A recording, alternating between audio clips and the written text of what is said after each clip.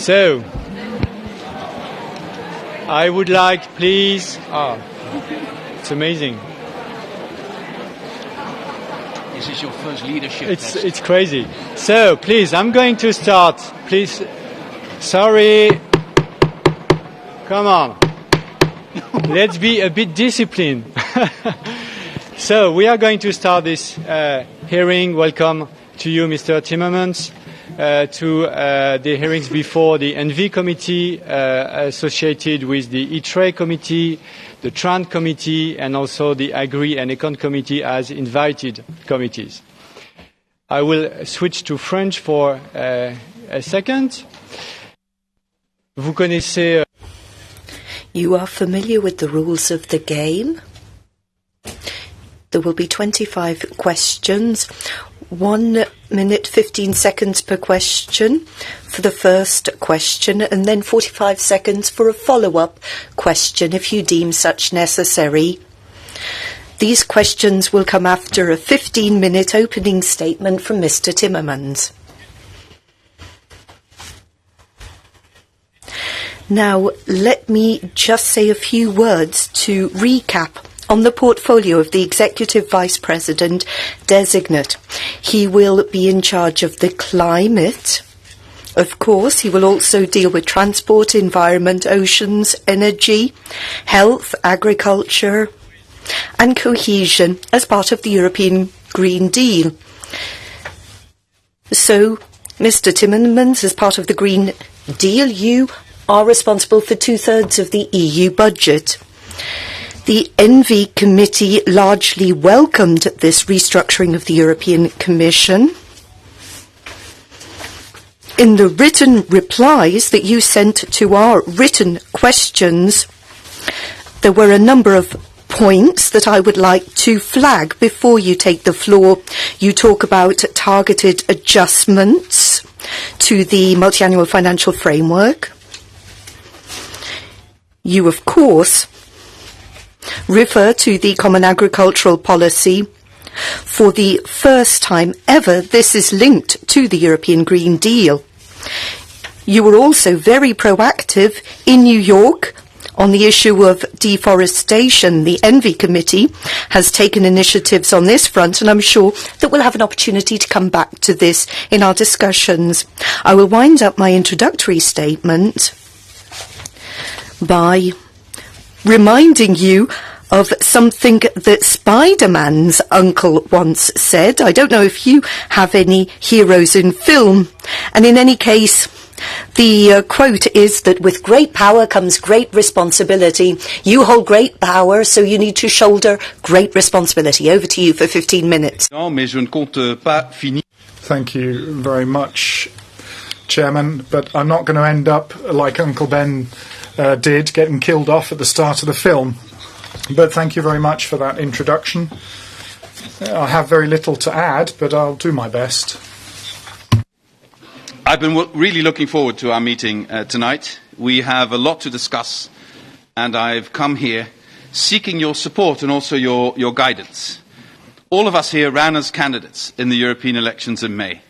We went to our citizens with plans for the future, and now you, as their directly elected representatives, will get 5 years to turn these plans into reality, and I'm here today hoping you will give me your support to do my bit in the von der Leyen Commission to make sure we deliver what we promised. That this is not going to be easy is the mother of all understatements. We are faced with a challenge that is truly existential, and what we need to do will be truly transformational. This is about rebooting our society so that what we hold dearest is preserved and improved for our children, grandchildren and future generations. We cannot afford the luxury of screwing this up. I will keep the diagnosis of the challenges we face to a minimum because, frankly, to repeat the science to you is a waste of everybody's time. You all know and we all know the problems. We know the possible dire consequences for our habitat, health and our future. We all know that our citizens want us to do something about it, and fast. What we must do now is act. Citizens want the EU to take action that corresponds to the magnitude of the challenge. They also want action that caters for the practical challenges they experience every day, putting food on the table, heating their homes, getting a job, finding a good school for the kids, decent care for their elderly parents, and in general, just making ends meet. The world and their world are one and the same. We can only succeed if both prosper. Neglect one and both will suffer. That is why, if you decide to confirm the von der Leyen Commission, we will ensure that the profound transformation required is a just transition. We need to put fairness at the centre of our policies and base all of our future work on a set of just transition principles. And we need a dedicated Just Transition Fund to support the people and communities most affected, including those in the industrial, coal and energy intensive regions. It is our task to demonstrate clearly and concretely that to our citizens that the Green Deal can help solve problems and improve life for them now, not just 20 or 30 years down the road. Clean air in our cities and clean water in our rivers and oceans. That is what we need, so that we can lead healthier lives on a planet that can sustain all of humanity, where the economy grows to the benefit of the many, not the few, with jobs for everyone. In short, the European Green Deal must put Europe on the right track to a sustainable future and ensure that every European is on board and no one is left behind. Our ambition is to make Europe the world's first climate-neutral continent. We can achieve this by 2050 if we plan well and start straight away. The next 5 years will be crucial. I will propose a climate law within 100 days of taking office to enshrine in legislation the EU's 2050 climate neutrality objective. This law will set the long-term direction of travel for all our policies. I will also start work immediately to deliver a higher level of ambition for 2030. And as soon as possible, I will put forward legislative proposals that will help us to reduce emissions by at least 50% or even better, by 55%. We will review and update our existing climate and energy legislation. It is also clear we have to consider additional measures to achieve our goals: cleaner transport, less energy-hungry buildings, a more sustainable food system. We cannot afford the luxury of complacency. But on the other hand, there is no reason to despair either. Compared to 1990, the EU has achieved a reduction of greenhouse gases of 22%, while our economy has grown by 58%. We've shown that tackling climate change does not harm the European economy. Now we need to raise the bar and aim for higher ambitions. This is something we can do. We have the skills, we have the brains, the people. We should also muster the political will in every single member state. I could go on giving you targets and percentages. I could elaborate on the broadening of the ETS, and I'm sure we'll come back to that in your questions. But first, I would like to talk about what the Green Deal could do for Europe's citizens. For instance, for social housing tenants or homeowners, especially those already struggling to pay their energy bills now. We're talking about more than 50 million Europeans, which to me is a completely unacceptable figure. We should not raise their energy bill, we should lower it, and that's entirely possible by being more energy efficient. Together with member states and regional and local authorities, we should consider large renovation projects for social housing tenants and private homeowners to pay for insulation or double glazing or the fitting of solar panels. We should set up fair financing schemes in cooperation with EIB and InvestEU to ensure residents don't have to find tens of thousands of euros up front, which they simply don't have. But rather we support this investment, or they are given a credit line and use the energy savings to gradually pay off the costs. With initiatives like this, the Green Deal could mean lower energy bills for better and more comfortable houses. Everybody wins. Public buildings like schools and hospitals should also be eligible for support. Improving energy efficiency could free up more money for education and healthcare. And by the way, all of this renovation work would create stable and local jobs. You can't delocalize that work. National initiatives, local jobs, backed by public and private financing and European support programs to share knowledge and capacity. That's, in my view, how a European Green Deal can work directly for people. Dear friends, our citizens might live increasingly in towns and cities, but they also like to enjoy nature in their free time.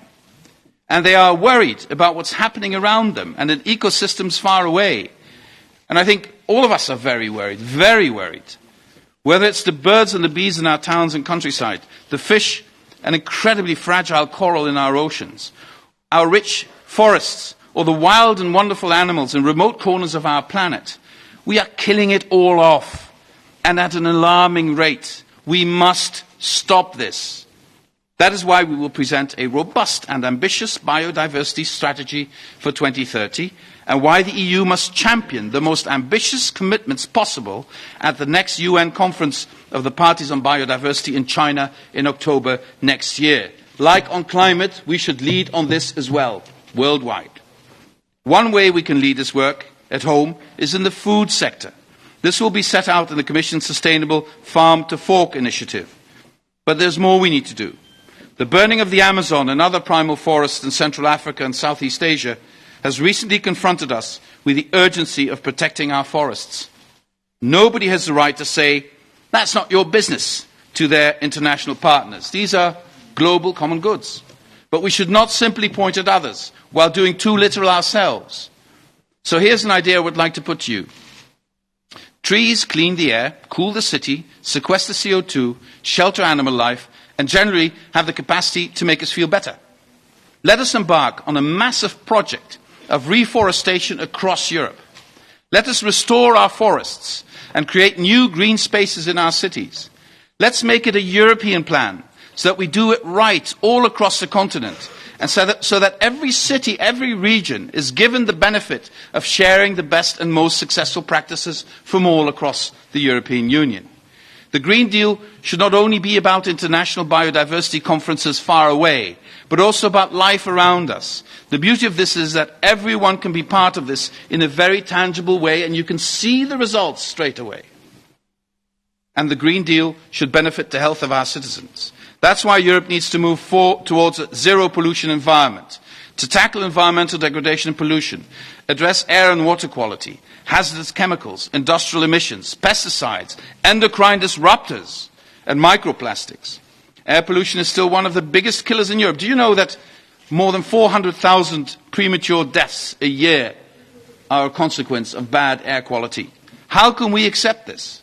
To protect Mother Earth, we also need to stop extracting her limited resources. We need to take our work on the circular economy to a new level, focusing on sustainable products and waste prevention. We must reduce, reuse and recycle to unlock all its potential for a low-carbon economy. We will propose a new circular economy action plan focusing on sustainable products and resource use, especially in resource-intensive and high-impact sectors such as textiles and construction. Honourable members, transport is one of the most polluting sectors of our economy, and we need to tackle this head on. All over Europe, people depend on their cars for the quality of their daily lives, not seldom even for their livelihood. I know that. And I don't want a car-free Europe. I want emissions-free cars in Europe. And I want people to use clean public transport. We need to cut emissions in the aviation and maritime sectors in particular if we are to meet our climate goals.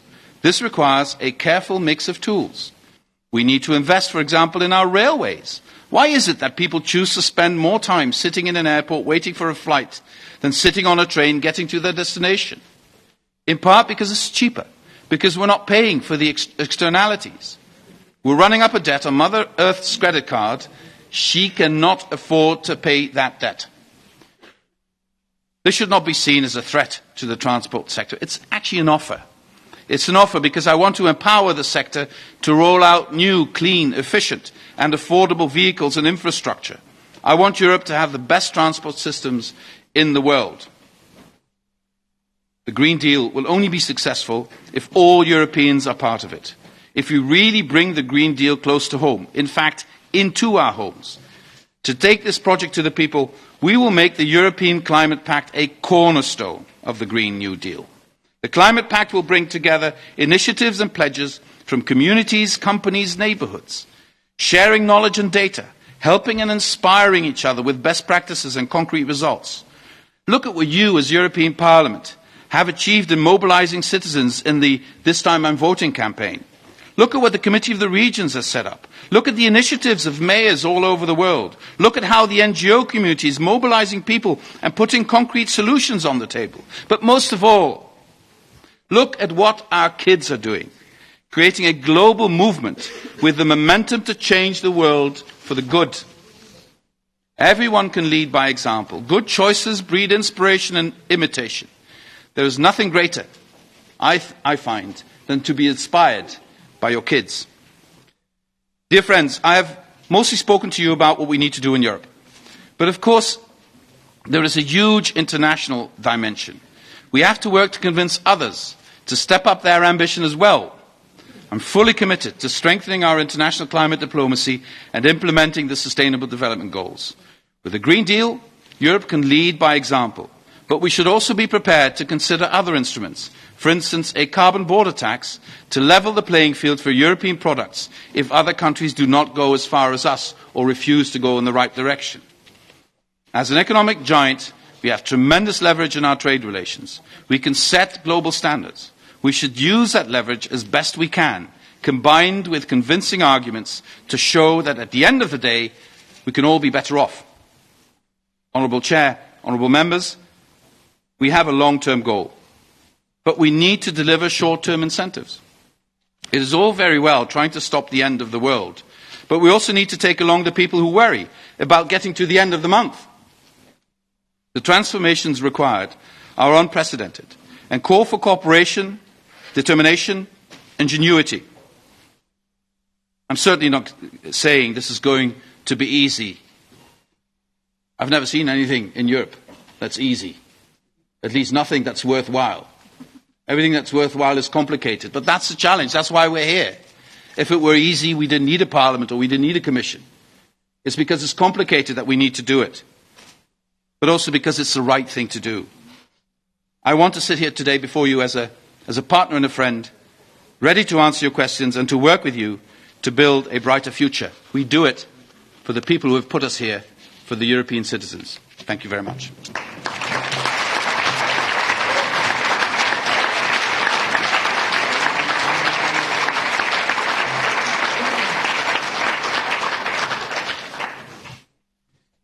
So we are going to start with the first round, questions with coordinators or the representatives. Let's start with the EPP, Esther de Lange. Ja, dank u wel, meneer de voorzitter. Thank you very much, Chairman, and welcome, Frans Timmermans. We have heard a little bit of your impressive linguistic repertoire. I'm sure we're going to hear a bit more. And I'm going to ask my question in Dutch to give you a chance earlier on. In your written replies, you said that via the generation of your parents and grandparents, you'd already had an energy transition with the closing of the coal mines in South Limburg.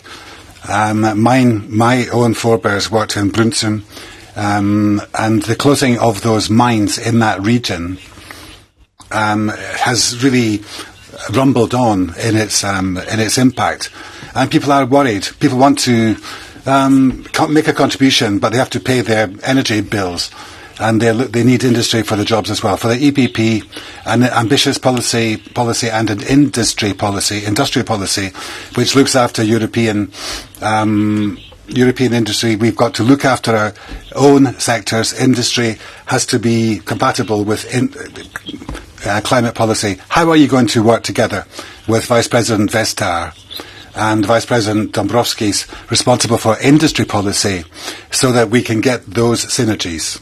Thank you. Fijn dat ik ook het Nederlands...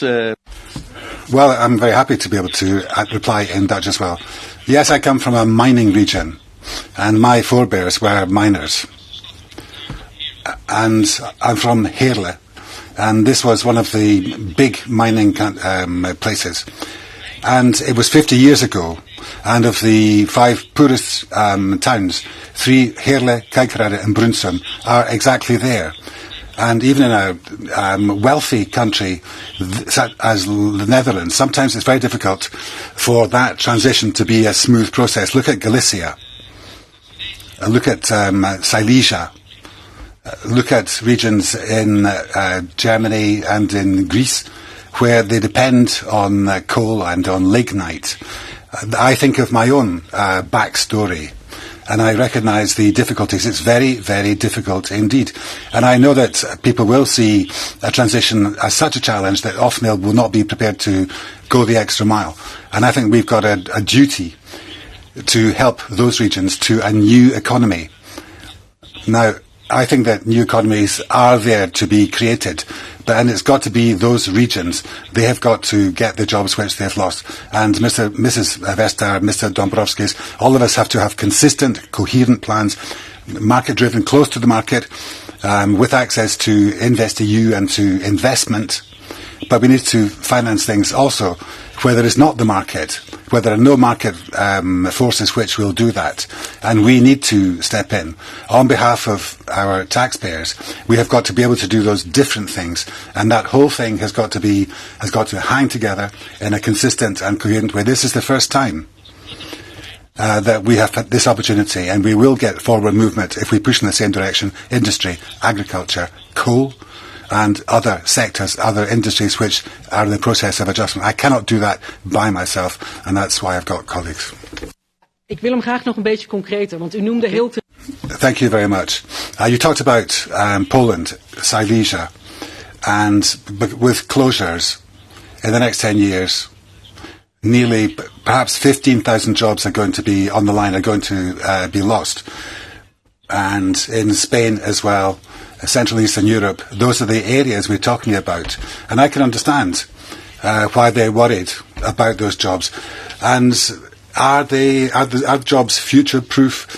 Is there reskilling taking place? I hear people talking about, and yourself, talking about a just transition fund, but it's never enough, I think, to set people's minds at rest and to allay their fears. I think that if we had less activism in Western Europe and more bridge building, let's try to look at 5 years, the transition fund. It's not just a question of us preaching to those who are to be converted. In Slovakia.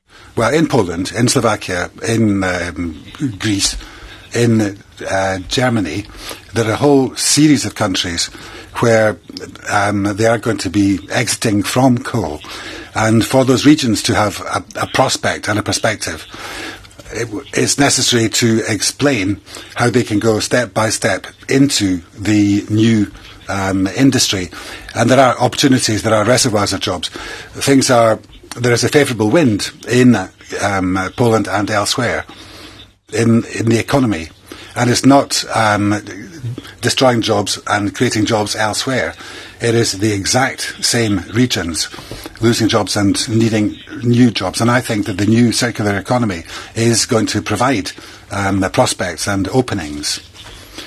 InvestEU has been a vehicle for garnering experience, and all the different funds must be part of a so-called, what I would call, a transition mechanism, to coin a phrase, so that the assistance can be provided in a concerted way, in a targeted direction, and that's private monies, public money, European, EU-level funding as well.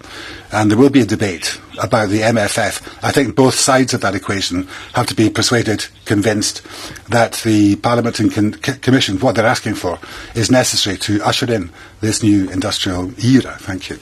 So please, Mr. Timmermans, stick to your 1 minute answer as a follow-up response. So for SND, Jutta Gutterland.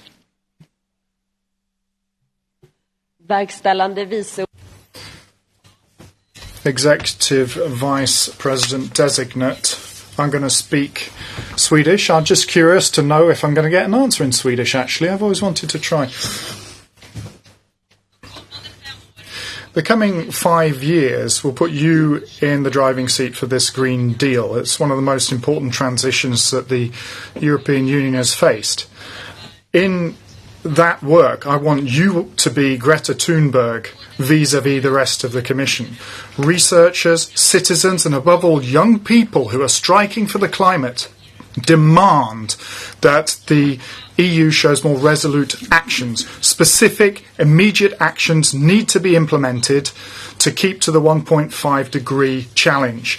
To be successful, the EU has to accept the objective of becoming completely climate neutral by 2050, but also we have to raise our level of ambition by 2030 if we're going to stand a chance at all. In the political objectives, the Commission is suggesting a two-stage approach when it comes to 2030 goals, and this raises serious concerns, both in political terms but also in practical terms. So I'd like to know if you are going to accept the challenge of, within the 100 days in the Commission, put forward a bill to raise the 2030 objectives for the EU to 55%.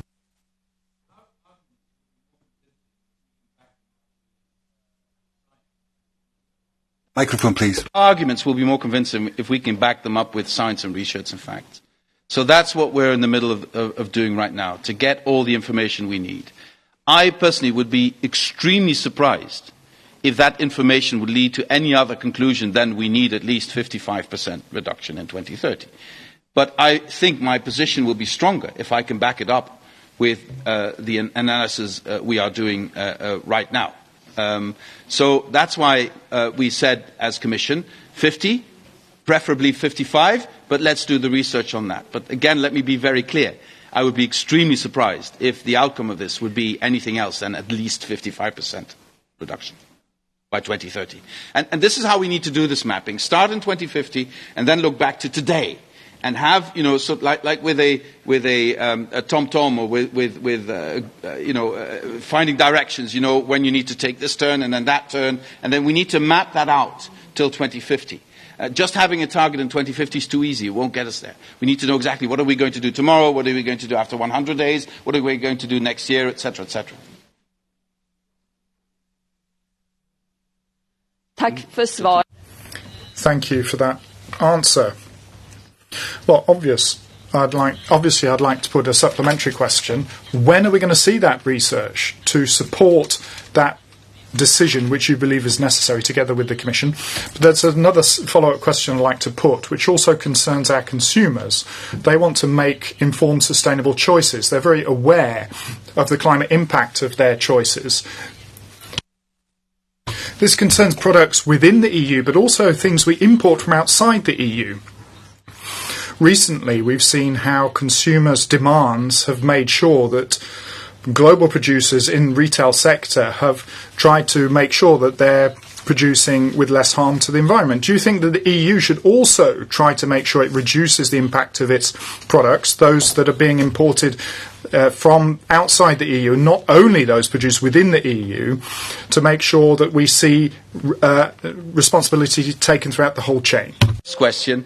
I would say if we really want to make an impression and lead in the world, we need to have our ducks in a row, our facts together before the COP in Glasgow.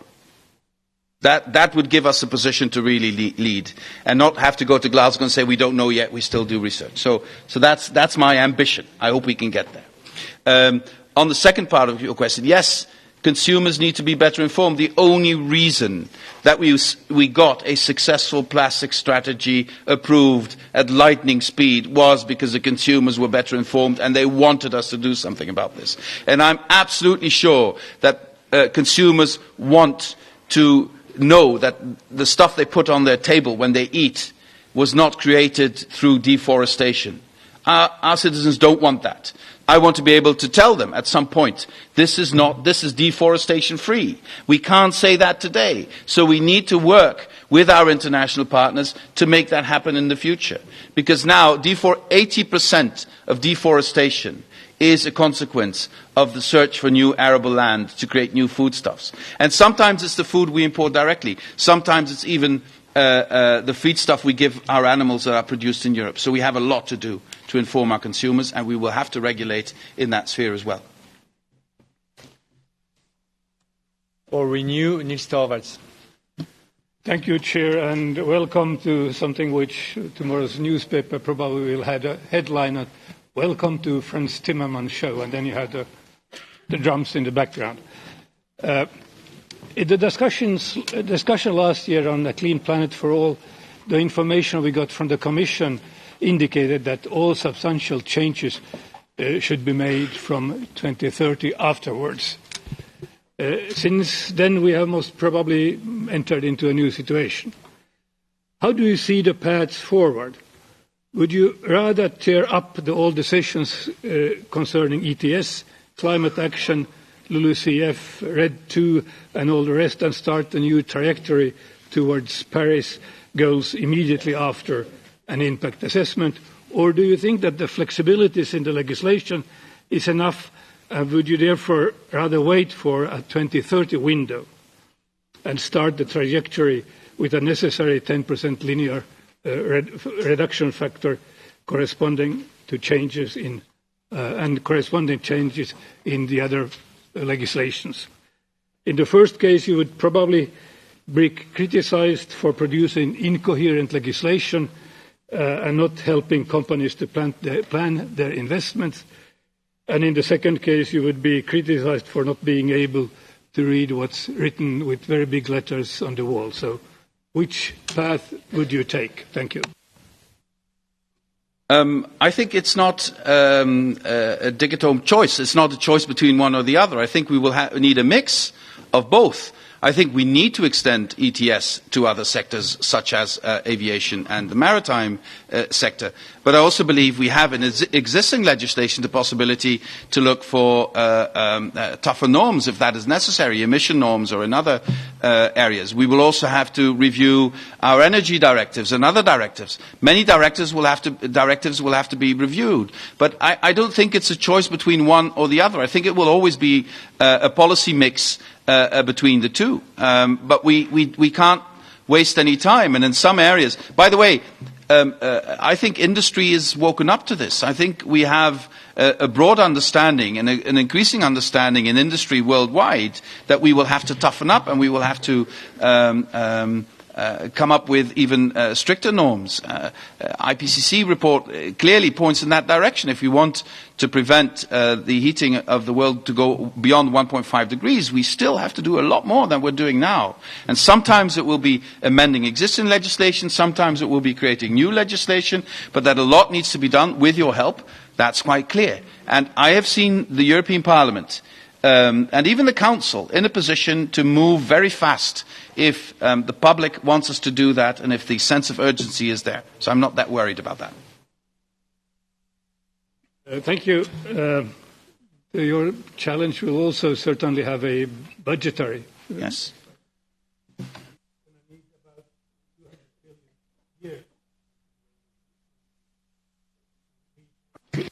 Could you speak closer to your mic, please? Oh, sorry. If somebody turned it off. We need about 200 billion yearly to meet what we should be doing. And the member states are almost as niggardly as the Dutch. So you have something to do to make them pay, because without those monies, we won't be able to meet the goals. Thank you.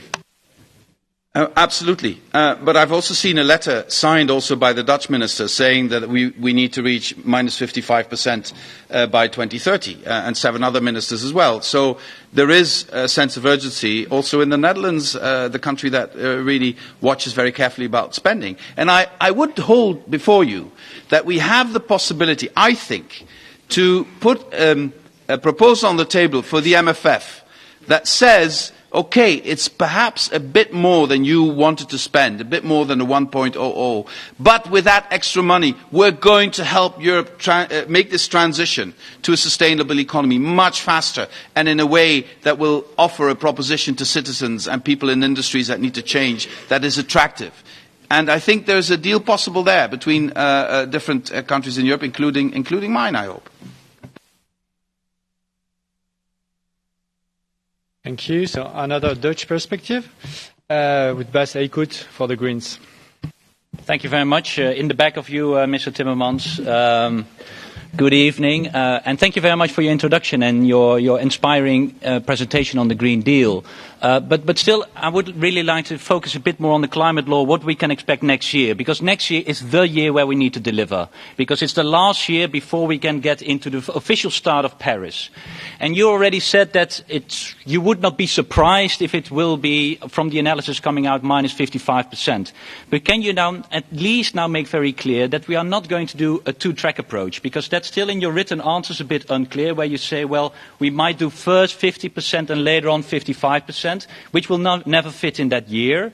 You say, well, we need analysis, but to be very honest, there's a lot of analysis out there done by the Commission saying that Europe is on track already for minus 46%. If we look at all the coal phase-outs that are in plans, we are already at minus 50%. So all the analysis that is there already tells you that 50% is business as usual. So that means you can already say here that it will be minus 55% when you come forward with your climate law proposal next year. Can we just seal that off so that we have that clarity? Boss is boss. Great. Really great question. Look, my position is this. I would agree with you when you say we wouldn't have the time to have two different approaches. But I also hold before you that going from 45 to 50 to 55, especially from 50 to 55, then you will be asking some really tough extra measures to be taken. And you can't fault the Commission for wanting to analyse that and to analyse the feasibility of that. That's what we're going to do. And that's also what Ursula von der Leyen said before this Parliament. And in that context, I reiterate, for me what is important is that as EU we have a position that has a meaning internationally and that makes us the leaders in this. And for that, I would say we need to be ready before the Glasgow COP meeting at the latter part of next year. So that would be my trajectory. But I think I've been very clear. And I repeat that I would find it extremely surprising if we would come to any other conclusion than that we need this minus 55%. But I think this will be more convincing if we can show what this actually means by analysing that. And we have the time to do that, and we will do that thoroughly. Thank you for that. I will not push you then further on the 2030, but I will push you further on the climate law, because you will come forward with that in the first 100 days. Until now, I only heard an explicit one on climate neutrality, but to be very honest, the current Commission already has agreed to that. So what can we expect further into the climate law in the first 100 days? And I will give you a couple of proposals, because that's already analysed by the Commission in its long-term strategy. All new cars put on the EU market are zero emissions by 2040 at the latest. Comes from the Commission analysis itself. Emissions from international shipping will be reduced by at least 88% by 2050. And emissions from aviation must be cut by 55% by 2050. Are these kind of proposals that we can expect in the climate law, so that we are also ensuring that the transport sector is now finally going to make a move? And can we also see, hopefully, that the responsibility remains with DG Climate for that, because it makes a lot of ETS efforts needed? First of all, let me be very clear. We will have to take additional measures in many sectors, including the maritime sector and the aviation sector, but we might come back to that later. Secondly, it is something I will have to study. How much can you put into the climate law? I want to take a bit of time, because on the one hand, you don't want it to be an empty shell just saying 2050 climate neutral, that's it. On the other hand, it's also a question how much room to manoeuvre you give to different member states to choose the right mix on the basis of their national plans to attain that goal, and how much you want to put into the law. And that is the process we're going to get into right now. And the signals you're giving are very clear, and that helps us also in this process. But I want to come before the Parliament with a draft climate law that goes as far as we can in terms of stipulating exactly not just where we need to be in 2050, but also what we need to do in intermediate steps to get there by 2050. Thank you. For ID, Silvia Saldone. Buonasera. Signor Timmermans. Thank you. Good evening. Mr. Timmermans, this Commission really has been marked by the Greta Thunberg really experience. And you have said that the climate is going to be the top priority and also health and food safety. But of course there is a cost to attaining the 2050 objectives, considering that there are people around who don't have a roof over their heads. To get zero emissions, we're talking about a megaton equivalent of oil and lost in fossil fuels. And we are going to be talking about 1.6 megatons. And what does this mean in practical terms? It means 3 nuclear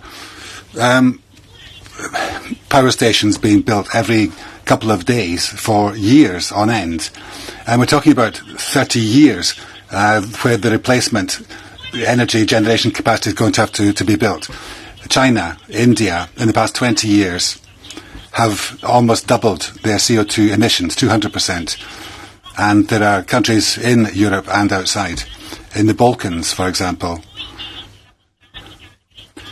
where we've got to recognise it's not Europe's fault. We are not alone. This is, I think, a huge marketing exercise which is taking place, a huge marketing exercise.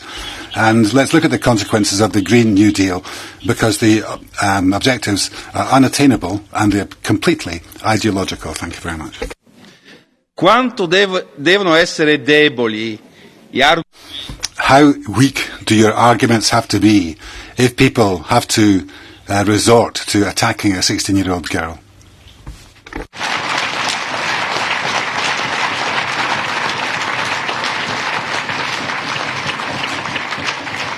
Che vergogna! What a disgrace if you read the tweets from some of the richest people, the wealthiest and most powerful people in the world. Someone who's going it alone and who's saying, act, do something, do it now. And Greta is quite right. I am very proud of our kids who are doing these things.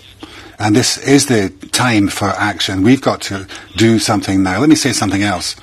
They told us, they've been saying for years, it's too difficult, nothing we can do, what's the point? But look, renewable energy, where exactly we've got to there. It's cheaper than traditional forms of energy. And we've demonstrated we're able to change society. Go to Italy, go back to Italy and explain that the beaches are going to stay the way they are now. The beaches are going to stay the same. I don't think that's going to be an easy message to take back. Go and tell people you're going to die, young people, you're going to die because of atmospheric pollution, because of the air you breathe. And even, I think that we have got an absolute obligation, a duty, in the name, on behalf of our children, the coming generations, to to clean up the environment, their environment. And that's what we mean by change. Grazie, l'ho sopravvalutato. Thank you very much.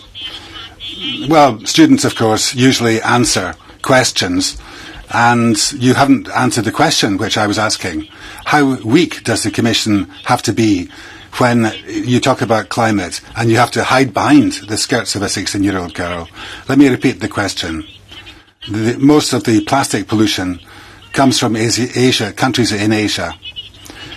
And it seems to me that we are moving the attention to really fanatic positions. Does the Commission intend to take us back? Is it trying to uninvent the wheel, never mind reinvent the wheel, so that we wander around on horseback again?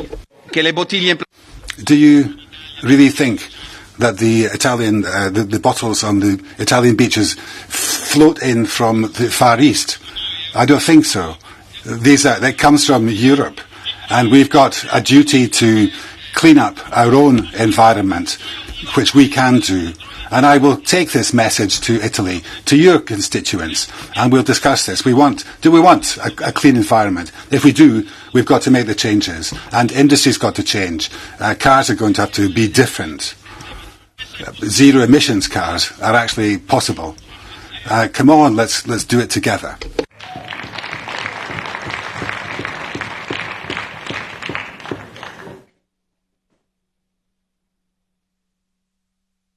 Okay. So, for the ECR, Alexander Vondra. Well, welcome in the revolution. It's heated atmosphere, and the dynamics, in fact, is incredible. Just less than a year ago, or early this year, the outgoing Commission has declared that it is neither necessary nor possible to boost the 2030 targets.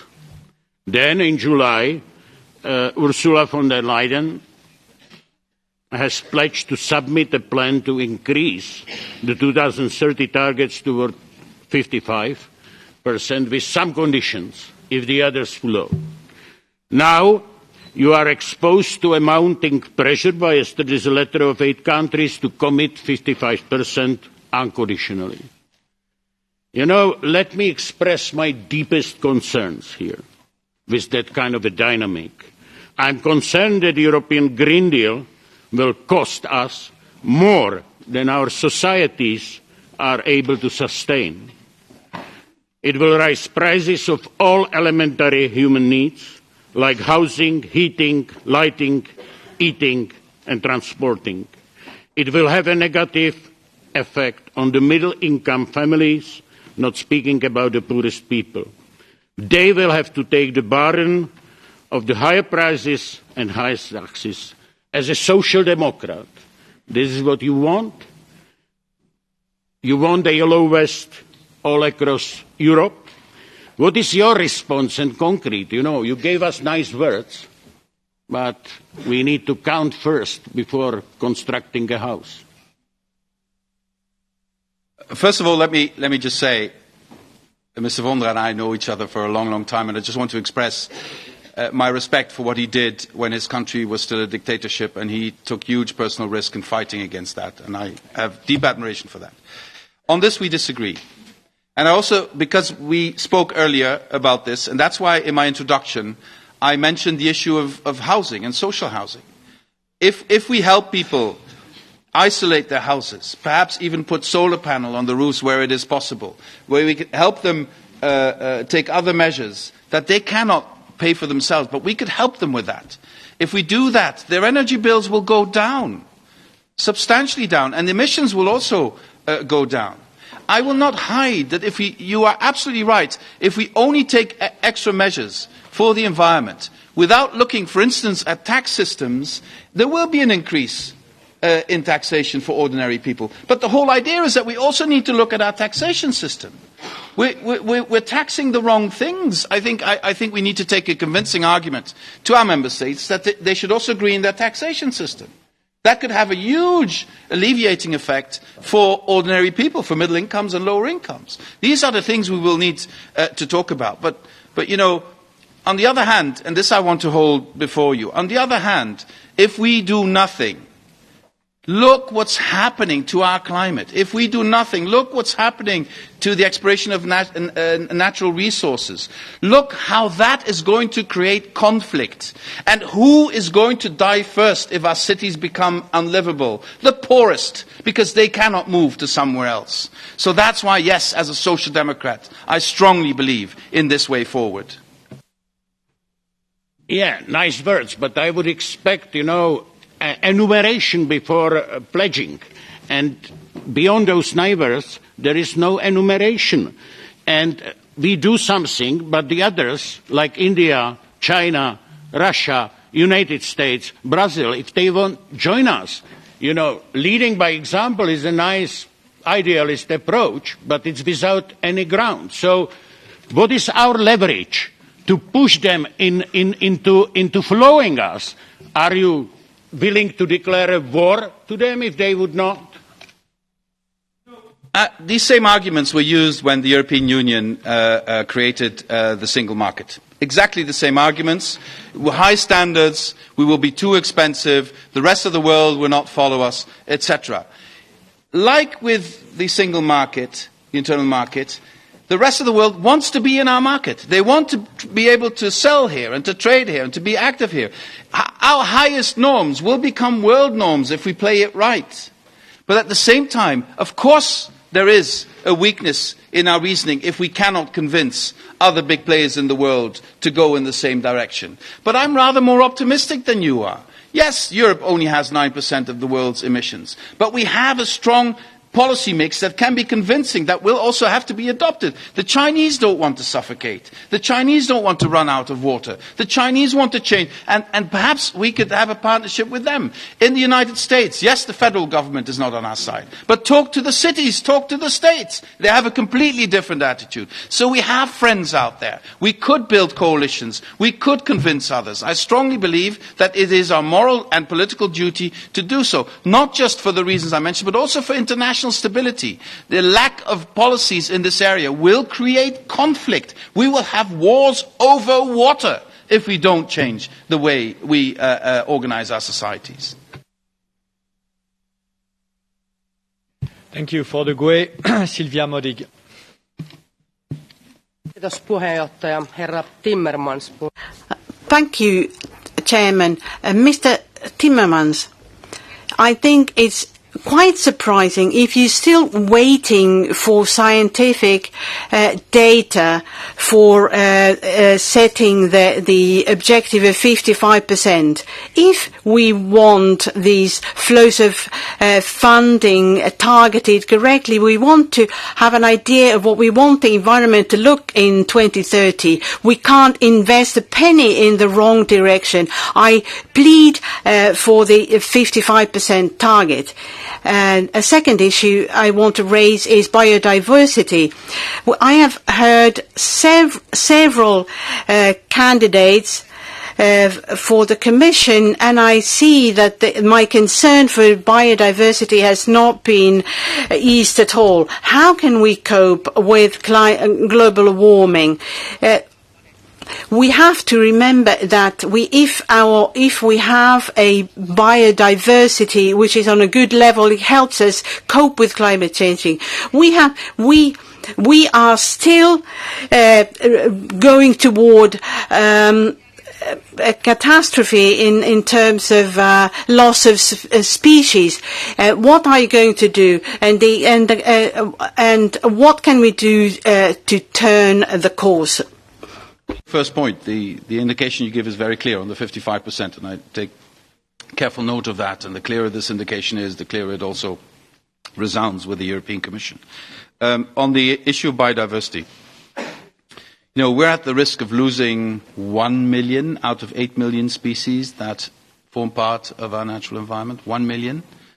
If you look at coral reefs, half of them are dead or dying. If you look at the ravages of deforestation, what that's doing, if you look at the consequence of pesticides and other, we have a huge emergency. And I have the feeling that we are on the verge of a same international awakening to the risks of the loss of biodiversity as we had a couple of years ago surrounding in Paris on climate change. And the two phenomena are completely interlinked. We are killing off carbon sink at an incredible rate through deforestation, and that has an effect on loss of biodiversity as well. So I want the European Union to be extremely well prepared in an intensive dialogue with this Parliament for the next conference in China in October next year, so that we have concrete proposals on the table to try and convince the rest of the world that we now need to take urgent action on safeguarding our biodiversity. And I also believe that the communication the Juncker Commission still came out with on fighting deforestation can be an integral part of that. Because to do this, we truly need international partnerships. We need those countries where this phenomenon is worse to be part of the solution and no longer part of the problem. And for that, we need to take our responsibility, including in the way we consume, so that the way we consume does not have a negative impact on biodiversity.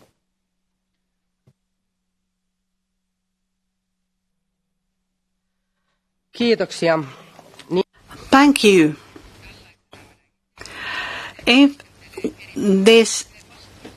if this system continues the way it's been going on, if we look at, for instance, subsidies to companies and state subsidies which are still targeted towards fossil fuels, they don't only prevent us from reaching the goal, they work against this objective. How can we work towards a situation where all flows of funding would be targeted to this common objective? Are you willing to challenge the requirement of unanimity in these decisions?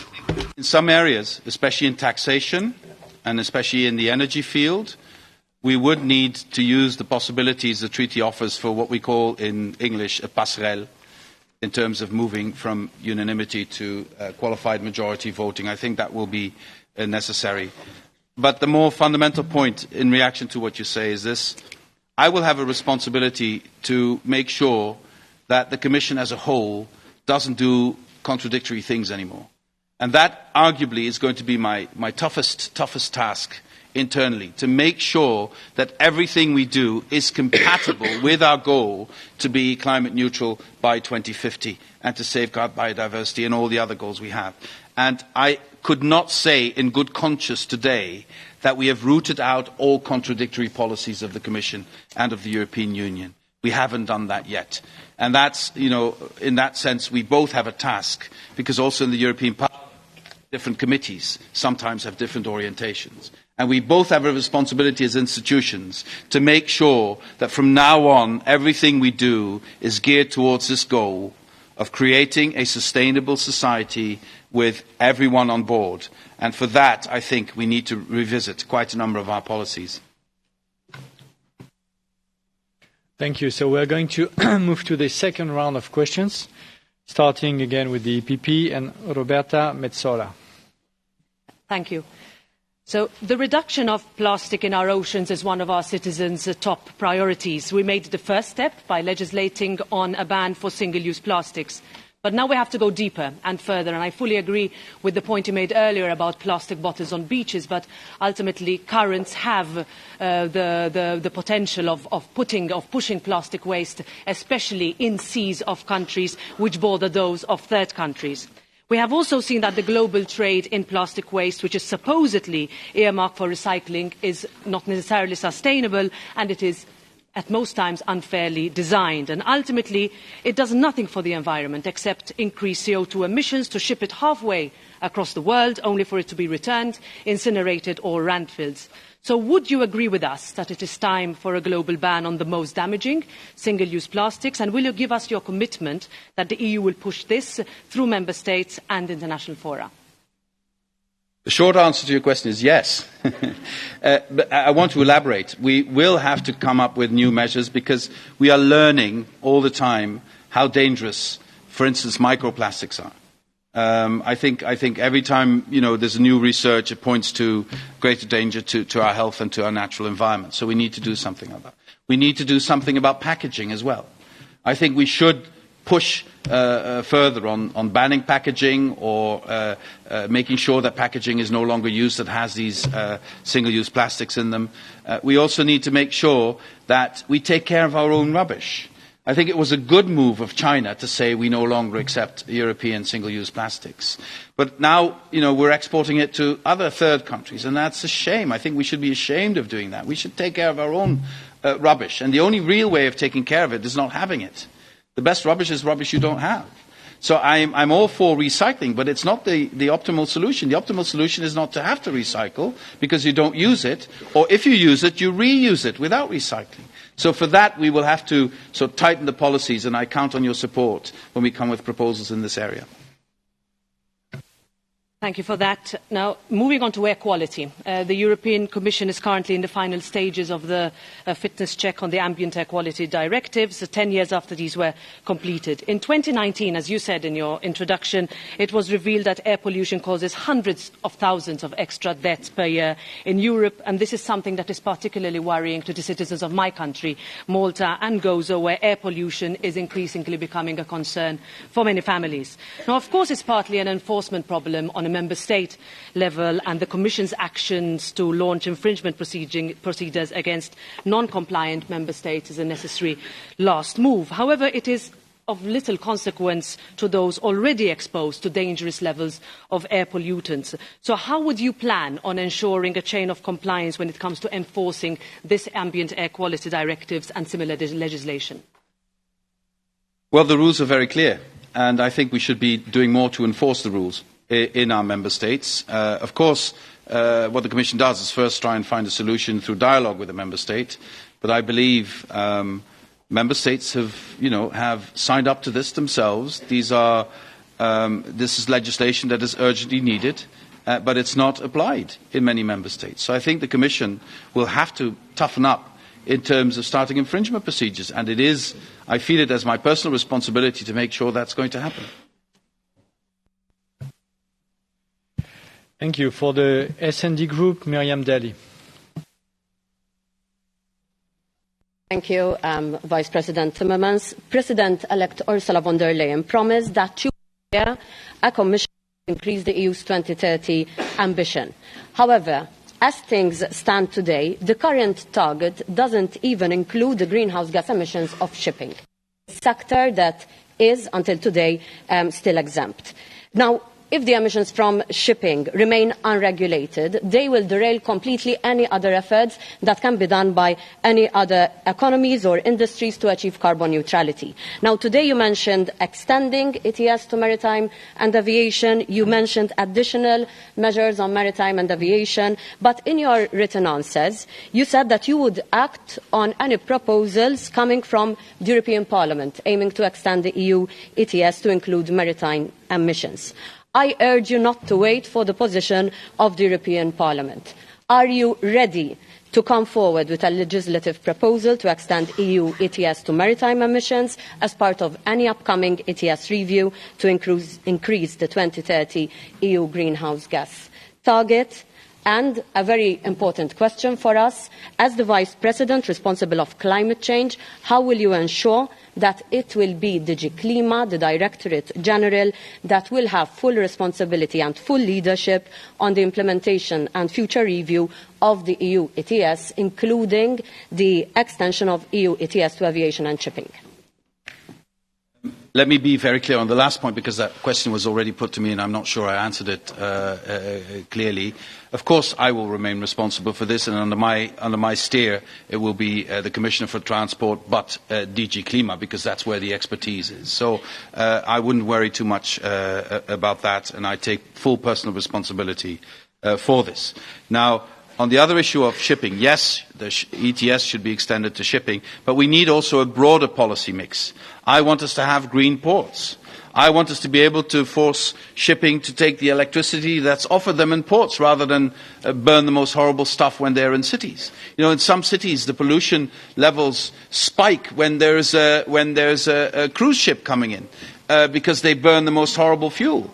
And I think our ports should be in a position to say, if you want to come to our port, we will give you access to green electricity and you shut off those engines that are polluting too much. Why not? And I think there are a number of other measures we could take. We could look at the emissions of ships and how they use it, the speed with which they go, all these things, the engines they use, all these things will have to be looked at, because it is no longer acceptable that the maritime sector would be excluded of these measures, because these engines they use are highly polluting, and it would be unfair to other sectors where we do ask measures to be taken if the maritime sector would be excluded. Fair enough on this point. I come from Malta, so I do understand when you have a cruise liner coming into a port and the effects of citizens. That's why I'm asking you not to wait any longer, because we can't wait any longer, and we require immediate action also from the Commission in this regard. But air quality was mentioned, and there is another important sector regarding to transport, and that is the road transport. And so far, CO2 standards have proven to be the most efficient form of regulation.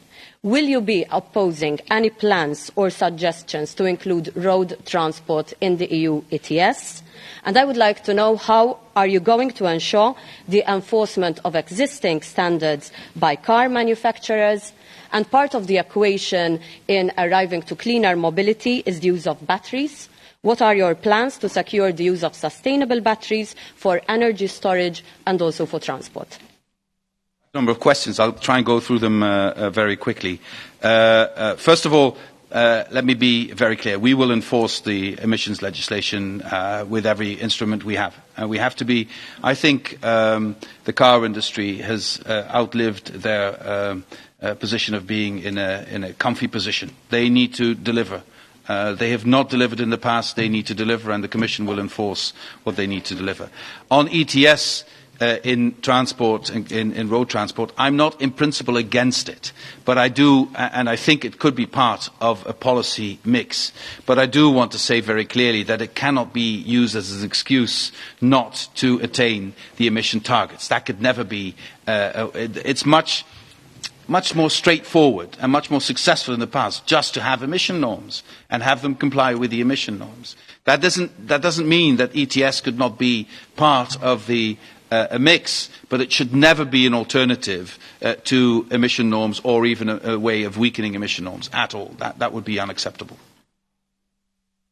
Batteries. Yes, Maros Šefčovič in the Juncker Commission has done tremendous work in finally getting the sense of urgency in the automobile sector that we need more batteries. And now there is a huge increase of trying to get Europe to be part of next generation batteries where we don't use primary products for that are very bad for the environment or we can't find or lead to conflict elsewhere, that can lead to a large number of storage, etc. But at the end of the day, there's only so much you can do with a battery. The battery is not the only solution for the storage of sustainable energy.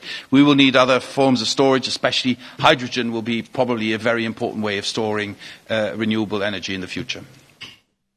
Okay, so please stick to one follow-up question and not 4 follow-up questions. Otherwise, I can't ask Mr. Timmermans to answer in 1 minute. For Renew, Frederick Federley. Thank you, Mr. Chair, and Mr. Executive Vice President designate. I will actually switch to the language you still not master, Swedish. But I'm certain in a few years you'll get there. My question really concerns balance. We have quite a considerable task in front of us for this legislature. A lot of international and national challenges if we're to reach the ambition set out in the Paris Agreement.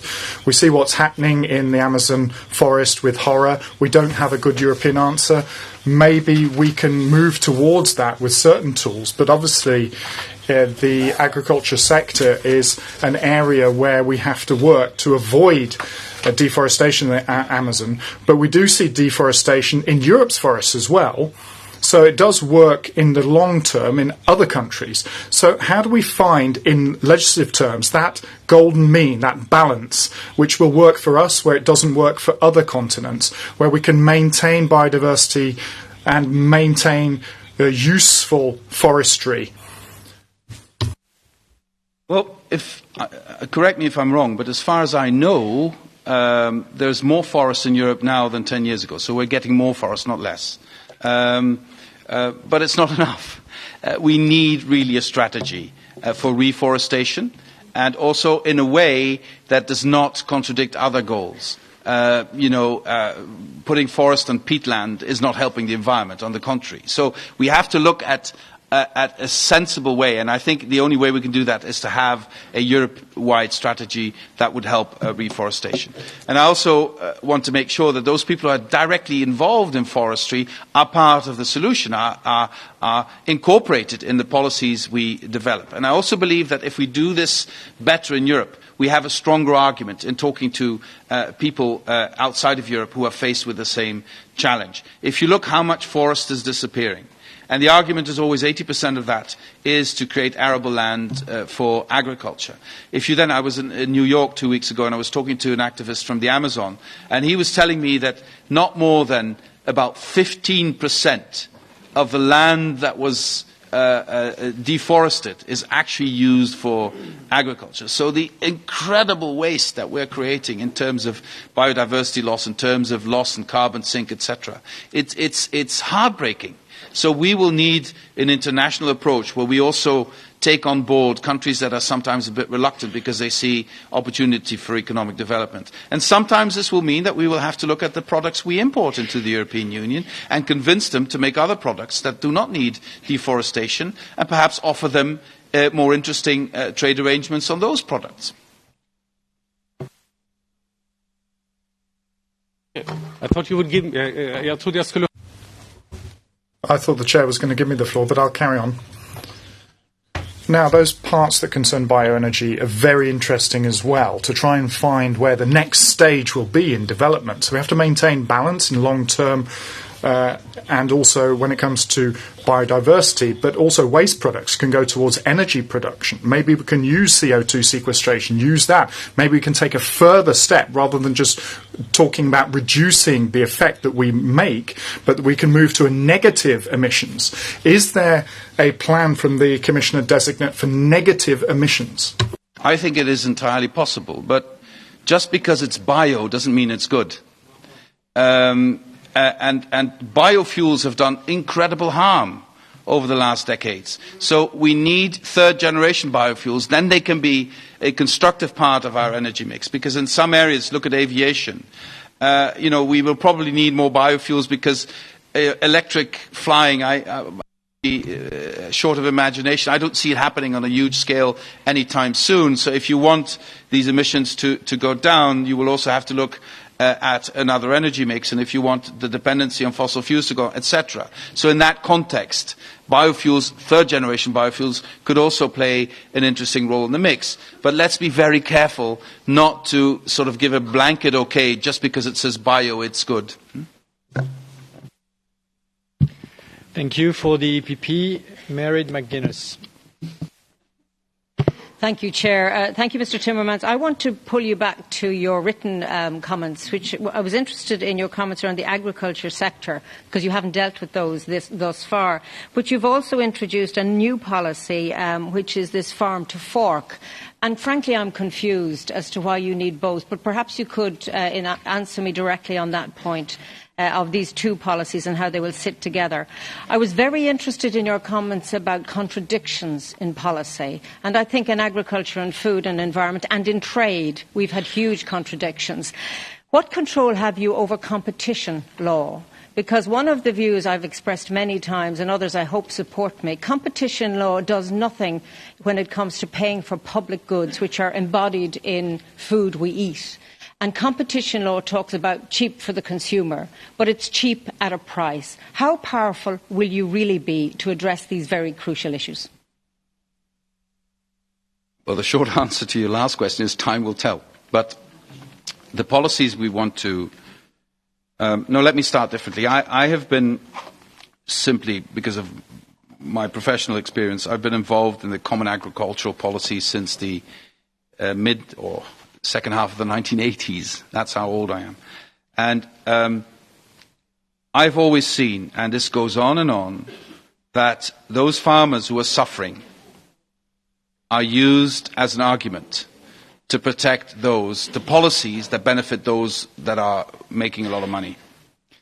And somehow we are still not good enough in taking care of that problem.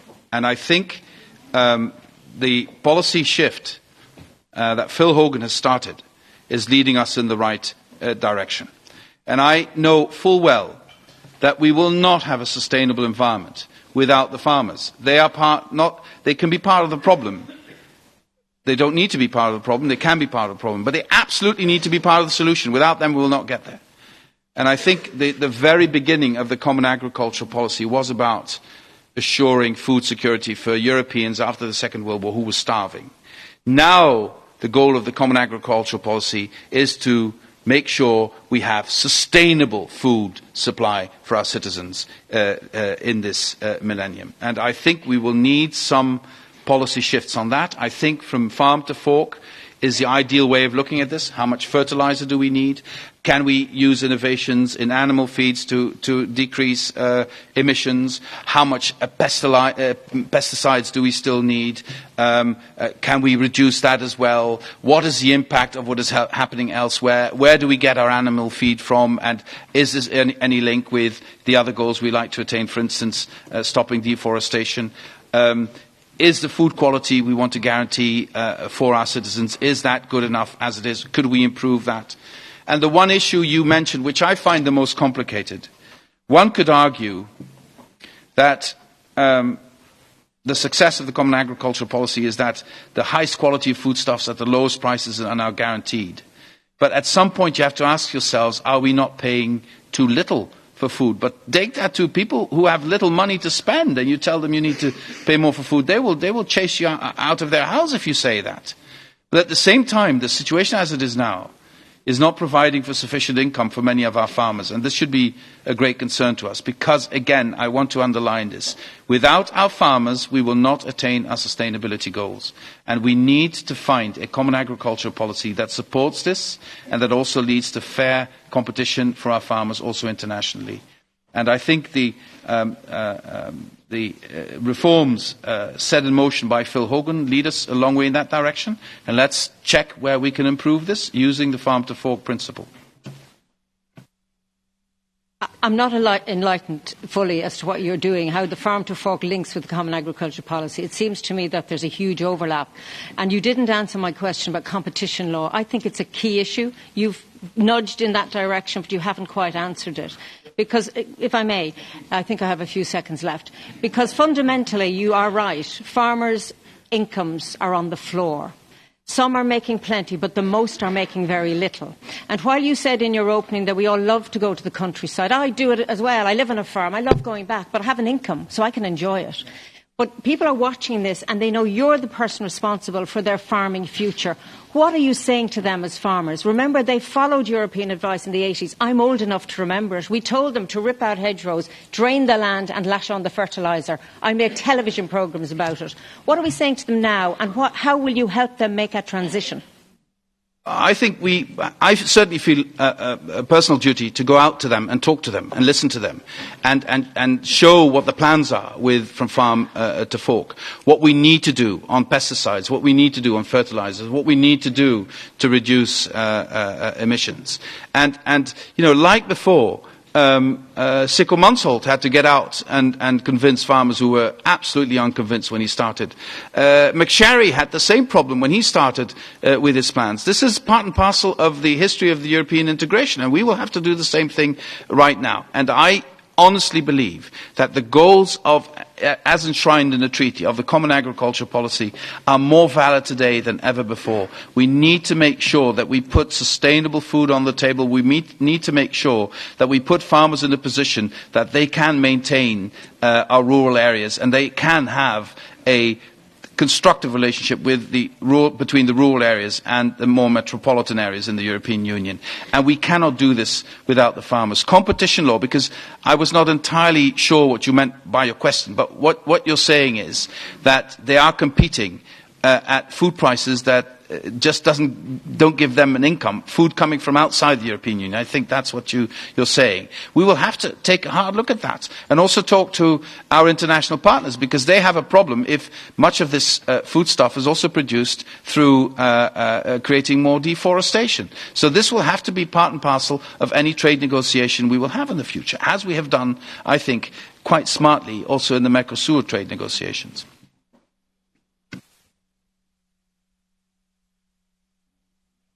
Okay, please, Mr. Vice President, stick to the 2 minutes and 1 minute. For S&D, Mr. Javi Lopez. Bienvenido. Welcome to the European Parliament once again, Vice President Timmermans.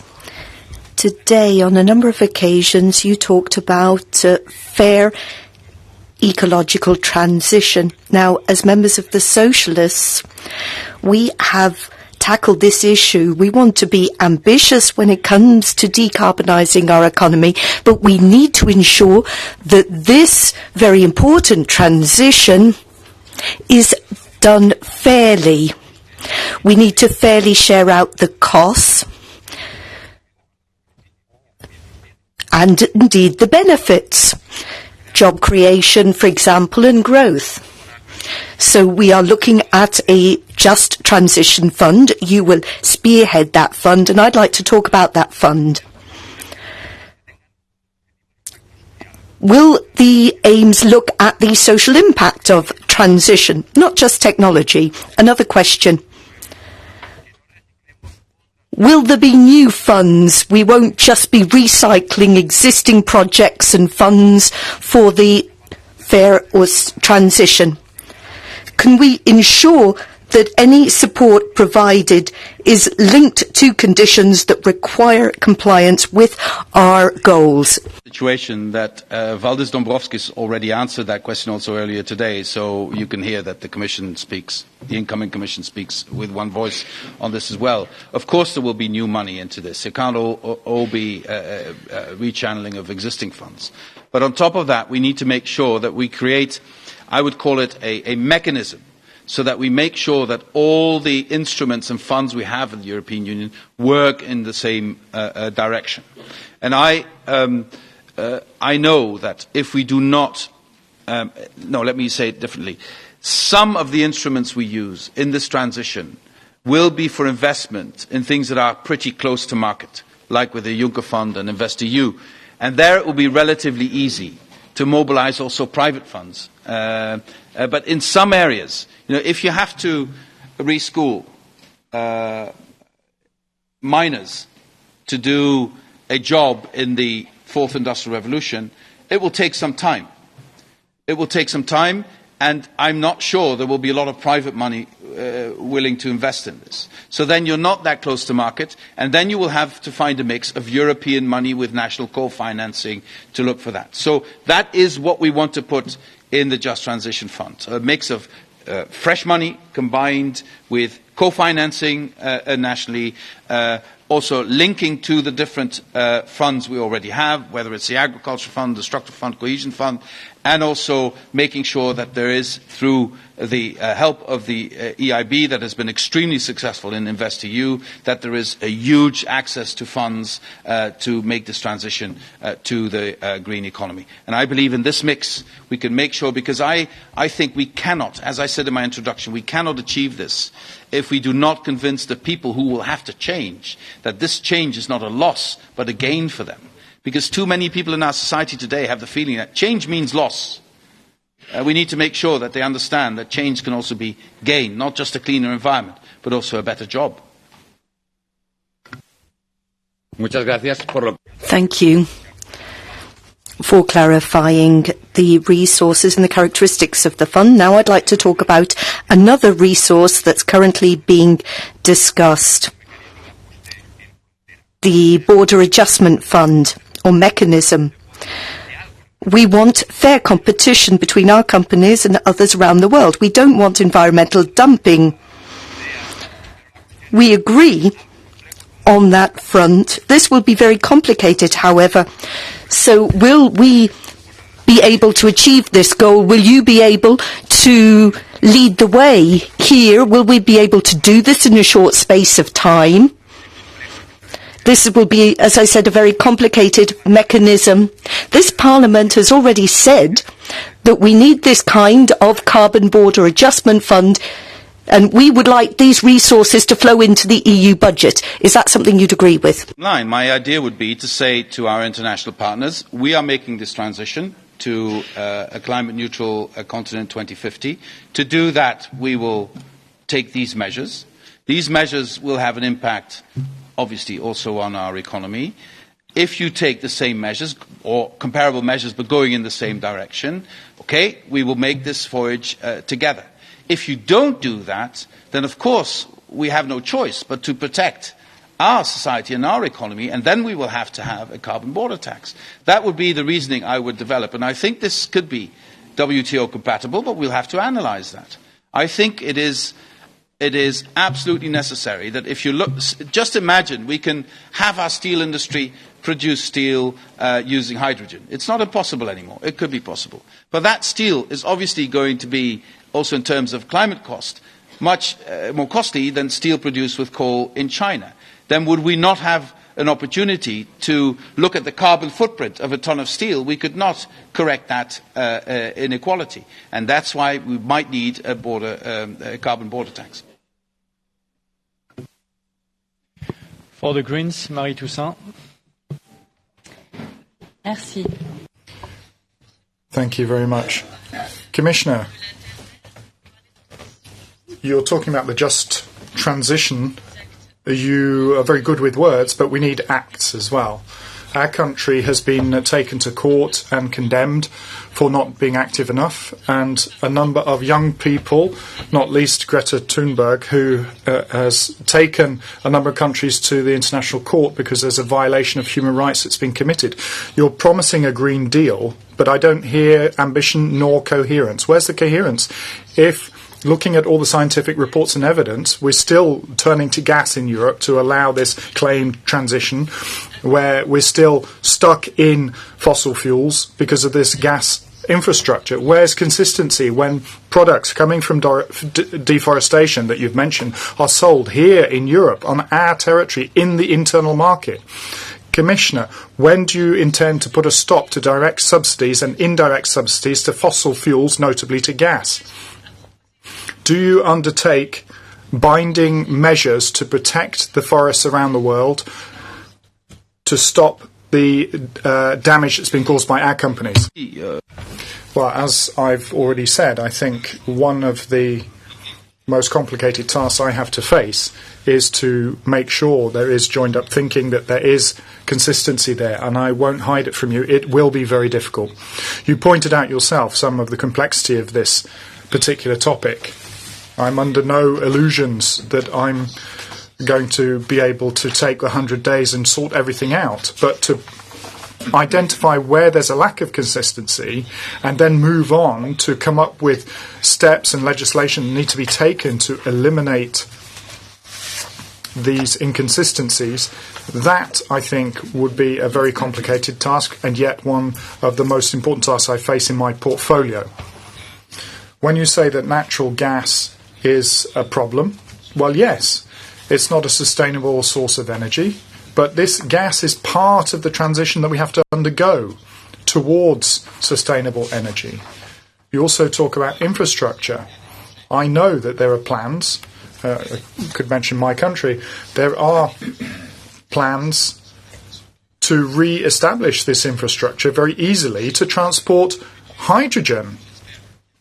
In a future, which I hope is a very close one, we should be able to use the infrastructure that was set up originally for natural gas and use it to transport a form of energy that is completely sustainable, and that is hydrogen.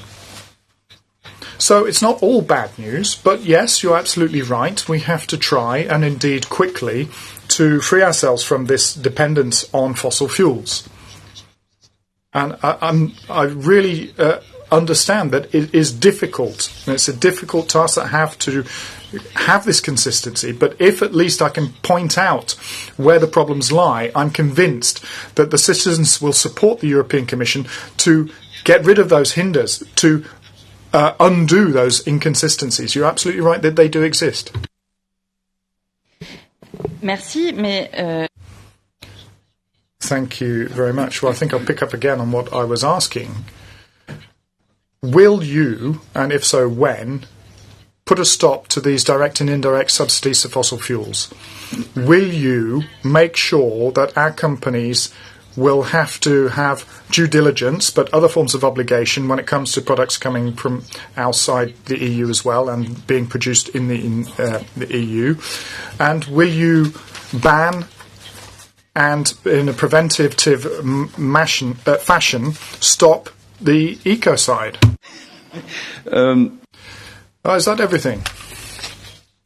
Well, I will take measures on subsidies for traditional energies. At this moment, I don't have a specific answer to you. I can give that answer only once I know what sort of opportunities are at our disposal. I think we're fairly limited in terms of the European Commission. I will carry out that analysis. I understand your question.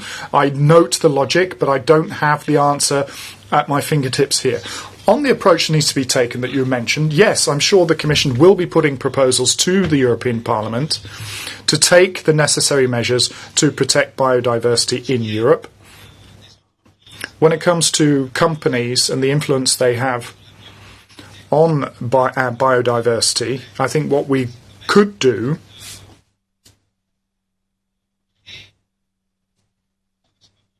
is to generate transparency for the consumers, for our citizens, so that they will know whether a product has been generated to the detriment of a forest or to the detriment of biodiversity. That's an initial step. We can do that through labelling. We can do that with other measures indeed as well. We can entertain a ban as well, but in order to do that, there needs to be a deeper analysis of the ramifications. And if I can put forward measures on plastics and on waste in the last 5 years, that was because I had an opportunity a priori to carry out the analysis that was needed prior to putting forward legislation that then went to the European Parliament, and that was being consistent. So, I don't want to say now any specific measures that we will take, but I've understood and heard what you're saying, and the Commission will be in a position to take specific steps once it has undertaken the analysis which will allow us to understand the consequences. Yeah. Monsieur Timmermans. Thank you very much. Mr. Timmermans, Mrs. von der Leyen wants to present a biodiversity strategy for 2030. Among the objectives being set, microphone please. Thank you. Can I restart? Mrs. von der Leyen wants to present a biodiversity strategy for 2030. Among the objectives which are envisaged is an end to the loss of biodiversity and an end to the destruction of ecosystems. But paradoxically, it's EU policy in renewable fuels which has led to the deforestation in tropical forests. And also free trade agreements which are always on the agenda and which are nefarious for the environment. How do you intend to redirect our policy towards sustainable renewable energy? Are you in favour of a carbon tax? And if so, what would be the modalities? How would you do it? Beaucoup des questions ce soir. Well, many questions this evening are saying that there is a lack of consistency among different policy areas. And you're quite right to nail that, to put your finger on that. Because often the intentions are good, but the further down the road, the consequences end up being the exact opposite. I think what is important here, and this is going to be much of my job, is going to consist in having consistency across the portfolio. And I don't think there's a contradiction between what you're saying, maintaining biodiversity on the one hand, and renewable energy. I think the two things are perfectly compatible. If not, if there are contradictions, tell me where they are. Point them out. And I am perfectly prepared to make a contribution to solving the problem where it exists. However, reducing greenhouse gases, reducing the increase in temperature, global warming, attacks on proceeding with biodiversity are things which go together and which are now a matter of urgency. Thank you. Je vous remercie pour ces éléments. Thank you for that reply. There is a logic of renewable deployment. What is your timetable for the progressive elimination of fossil fuels? When are they going to be phased out? And when can we see an end to the subsidies paid to those industries?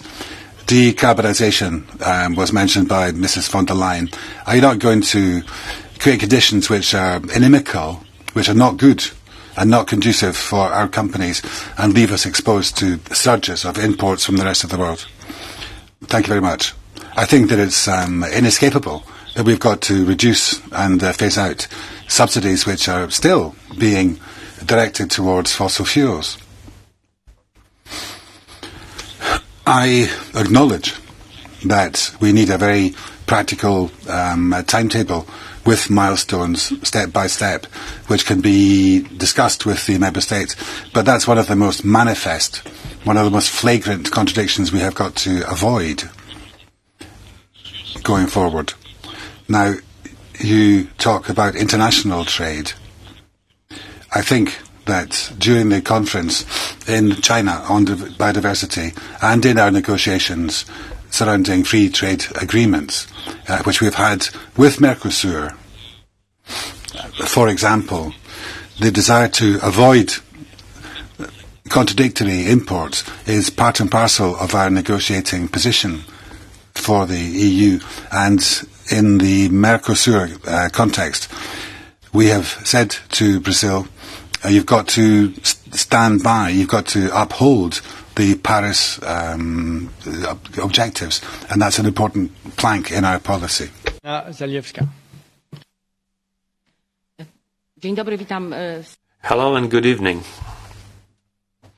I have some specific questions. We say in Poland that good intentions are not enough. This is why young people who protest in the streets, they want to have specific solutions and specific sources of financing them. My first question is on the announced new climate law.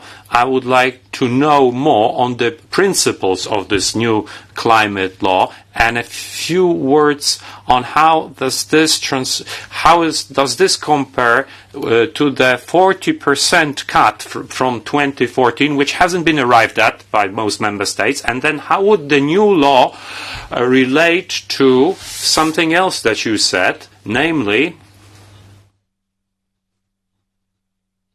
so one in, one out. So which existing pieces of legislation would need to be eliminated from our legislation? You've been talking about just transition, but only 5 billion are earmarked over 5 years for all member states. So my question is, what more are you going to do? We need hundreds of billions in Poland to make this transition just only in Poland. How are you going to talk to the AAB?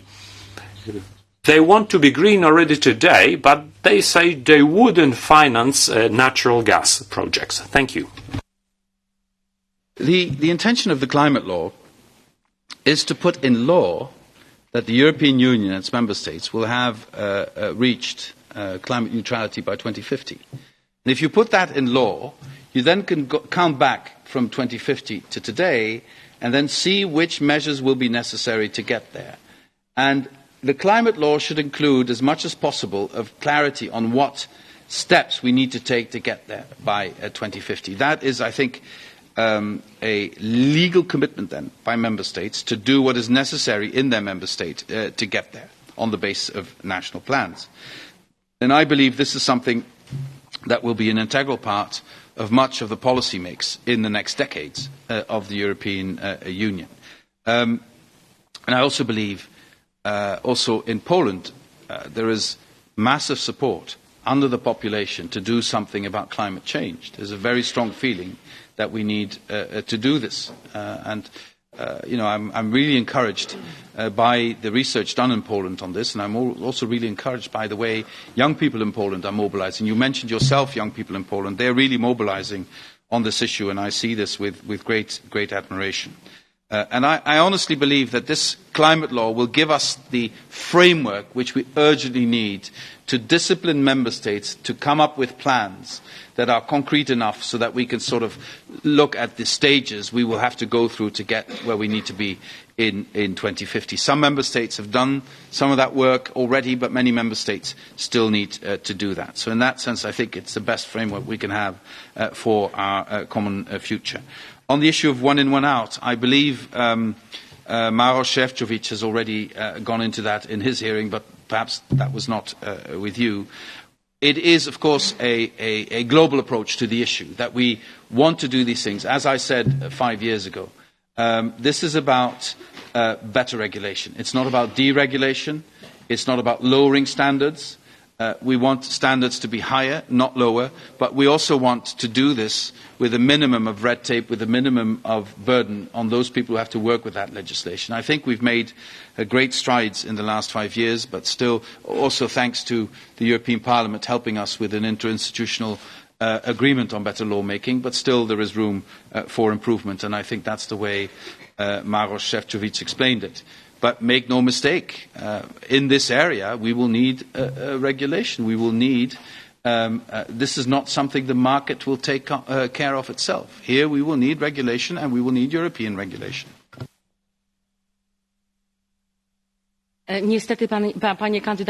Unfortunately, I have not received a direct answer. I think you're avoiding a debate about money and very specific clauses in this climate law. What I'm trying to say, what I'm trying to show is certain absurdity with which we have to deal on a daily basis. For instance, the mobility package is being closed as a process. I will not dwell on the details, how it was done. It had nothing to do with European solidarity and lawmaking. However, what was absolutely key, dear candidate, was that we will be actually enhancing emissions, because we will lead to a situation where big cars will have to drive back big lorries empty, just, at the whim of the European Parliament. Yes, I stand corrected. You had asked me a question about the money. The 4.8 billion is actually the money, the amount the European Parliament, I think, earmarked for this, if I'm not mistaken. So that's the amount of money we've been. There you are. I was looking for you all the time. Yeah, that's the amount of money that's been talked about. It is absolutely clear that for this transition, especially in those countries still heavily dependent on coal, we will need much, much bigger funds than what a Just Transition Fund can muster. But it's also absolutely clear to me that there is no future in coal. So we will have to find a solution for that problem. And I think those areas heavily depending on the coal industry, whether it's in Poland or in Slovakia or in Spain or in Greece or in Germany, they have the right of European solidarity, because all of Europe profits if they make that transition. And I believe we will have to mobilize the funds, and we believe we have to also look at existing funds and retarget them to that goal. Have we not achieved miracles in Poland thanks to cohesion funds and structural funds and agriculture funds in the last 10 years? I think we have. Look at how Polish society has transformed itself. Look at the levels of economic growth. Other member states are jealous of those levels of economic growth. Let's put that to good use for the future of young Poles as well. And Poland will have to make this transition out of the coal. And it's going to be painful. But the rest of Europe should say, we stand by your side in this, and we will help you in this, and we will make sure you have the funds to make that transition. And this is coming straight from the heart as a grandson of two coal miners. I saw what can happen if it isn't done right. Thank you. For EPP, Angelika Niebler. Thank you, Chairman. Mr. Timmermans, the EU has a strong industrial sector, not just services. We still manufacture goods, railways, chemicals, car manufacturing, cement, paper, steel, aluminium, pharmaceuticals. The list is endless. Can you ensure that the European Green Deal does not lead to deindustrialization in Europe? How can you ensure that our European manufacturing sector and companies are not excessively hard hit by the European Green Deal? They need to be strengthened, not weakened. You've mentioned this in your written answers, and today you talked about the carbon border adjustment tax. We need to ensure this works, that we don't have relocation. I hope it doesn't pan out the same way the solar panel industry did. We used to lead the field and now we don't really have any functioning companies in this area. How can we protect homegrown industry and jobs here? When I talk to industry representatives, they all agree that we need to maintain this tradition. We are leading the way, and I think the first continent to get this transition right will benefit. So I firmly believe that if we cling to old industrial ways, it will be all the harder to make that leap to undergo the transition. We're best placed to get this right, to organise things at a level that makes sense. To this end, we do sometimes need to protect our industry. Sometimes we also need to encourage our industry, our companies, to free themselves from their reliance on old sources of energy. The European steel industry is proactively looking to move away from fossil fuels. It is actively looking into hydrogen, using hydrogen in the manufacture of steel. That would have been unthinkable 6 or 7 years ago. Now it is seen as perhaps feasible. I firmly believe that European manufacturing has understood that this transition is inevitable to safeguard jobs into the future. Look at the US. Not at federal level. Look at what companies are doing, what is happening at state level. There they have read the signs. Same goes for China. Huge changes underway at a very fast pace. What we have lost out on is when it comes to the internet. We thought it was all about telecommunications, not the internet. But I think we have not yet missed the boat when it comes to sustainable industry. Europe really has a chance to be successful here and to free ourselves from fossil fuels.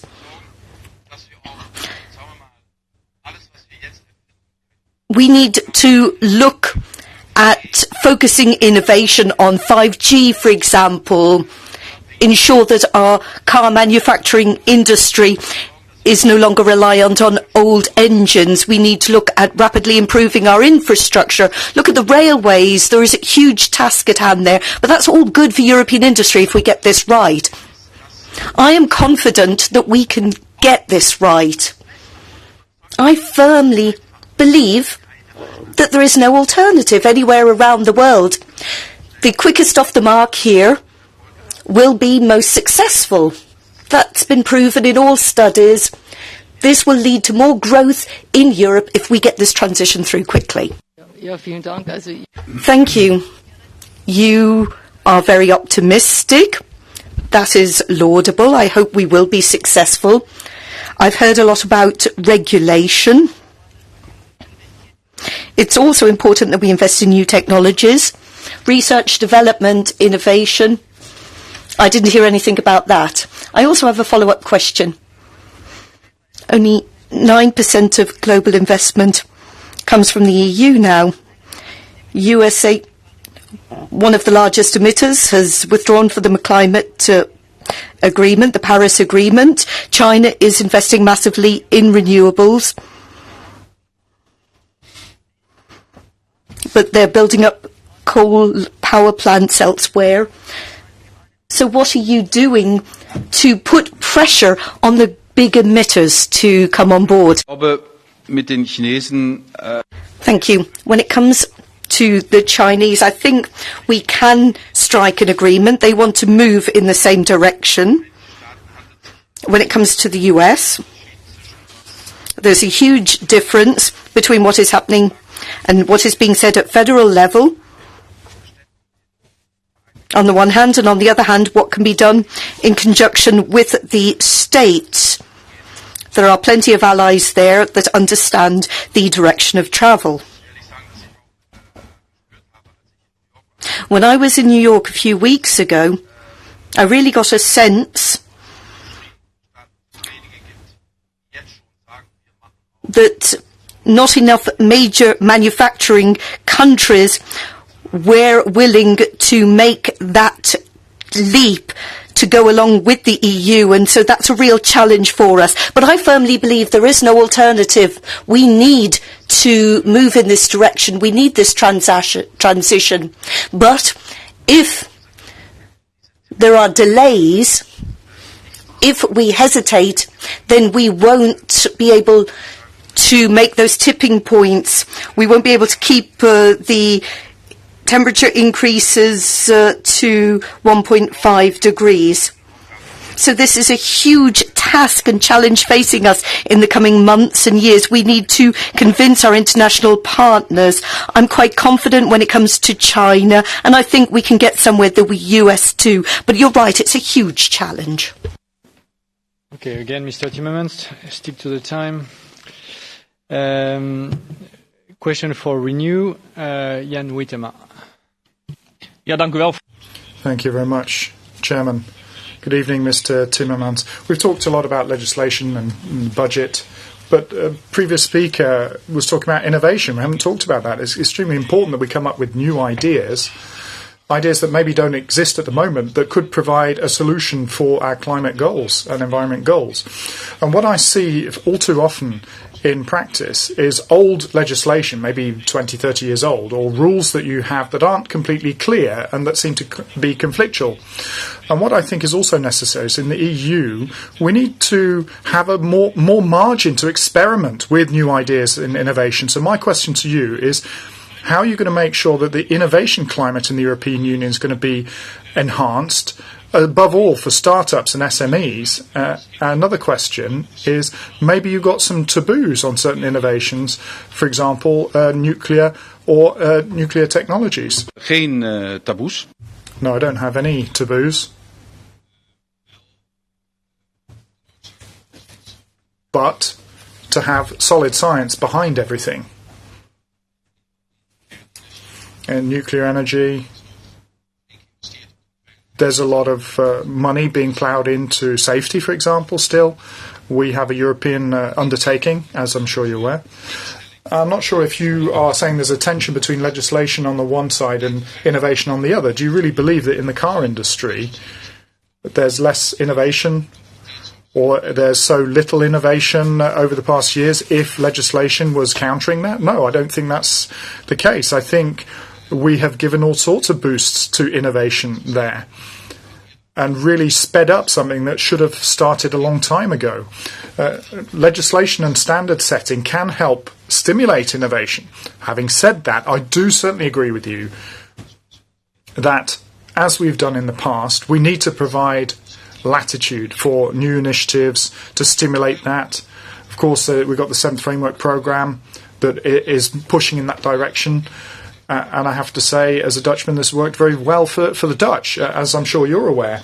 And renewable energies, where there are fantastic projects that have been forthcoming through that.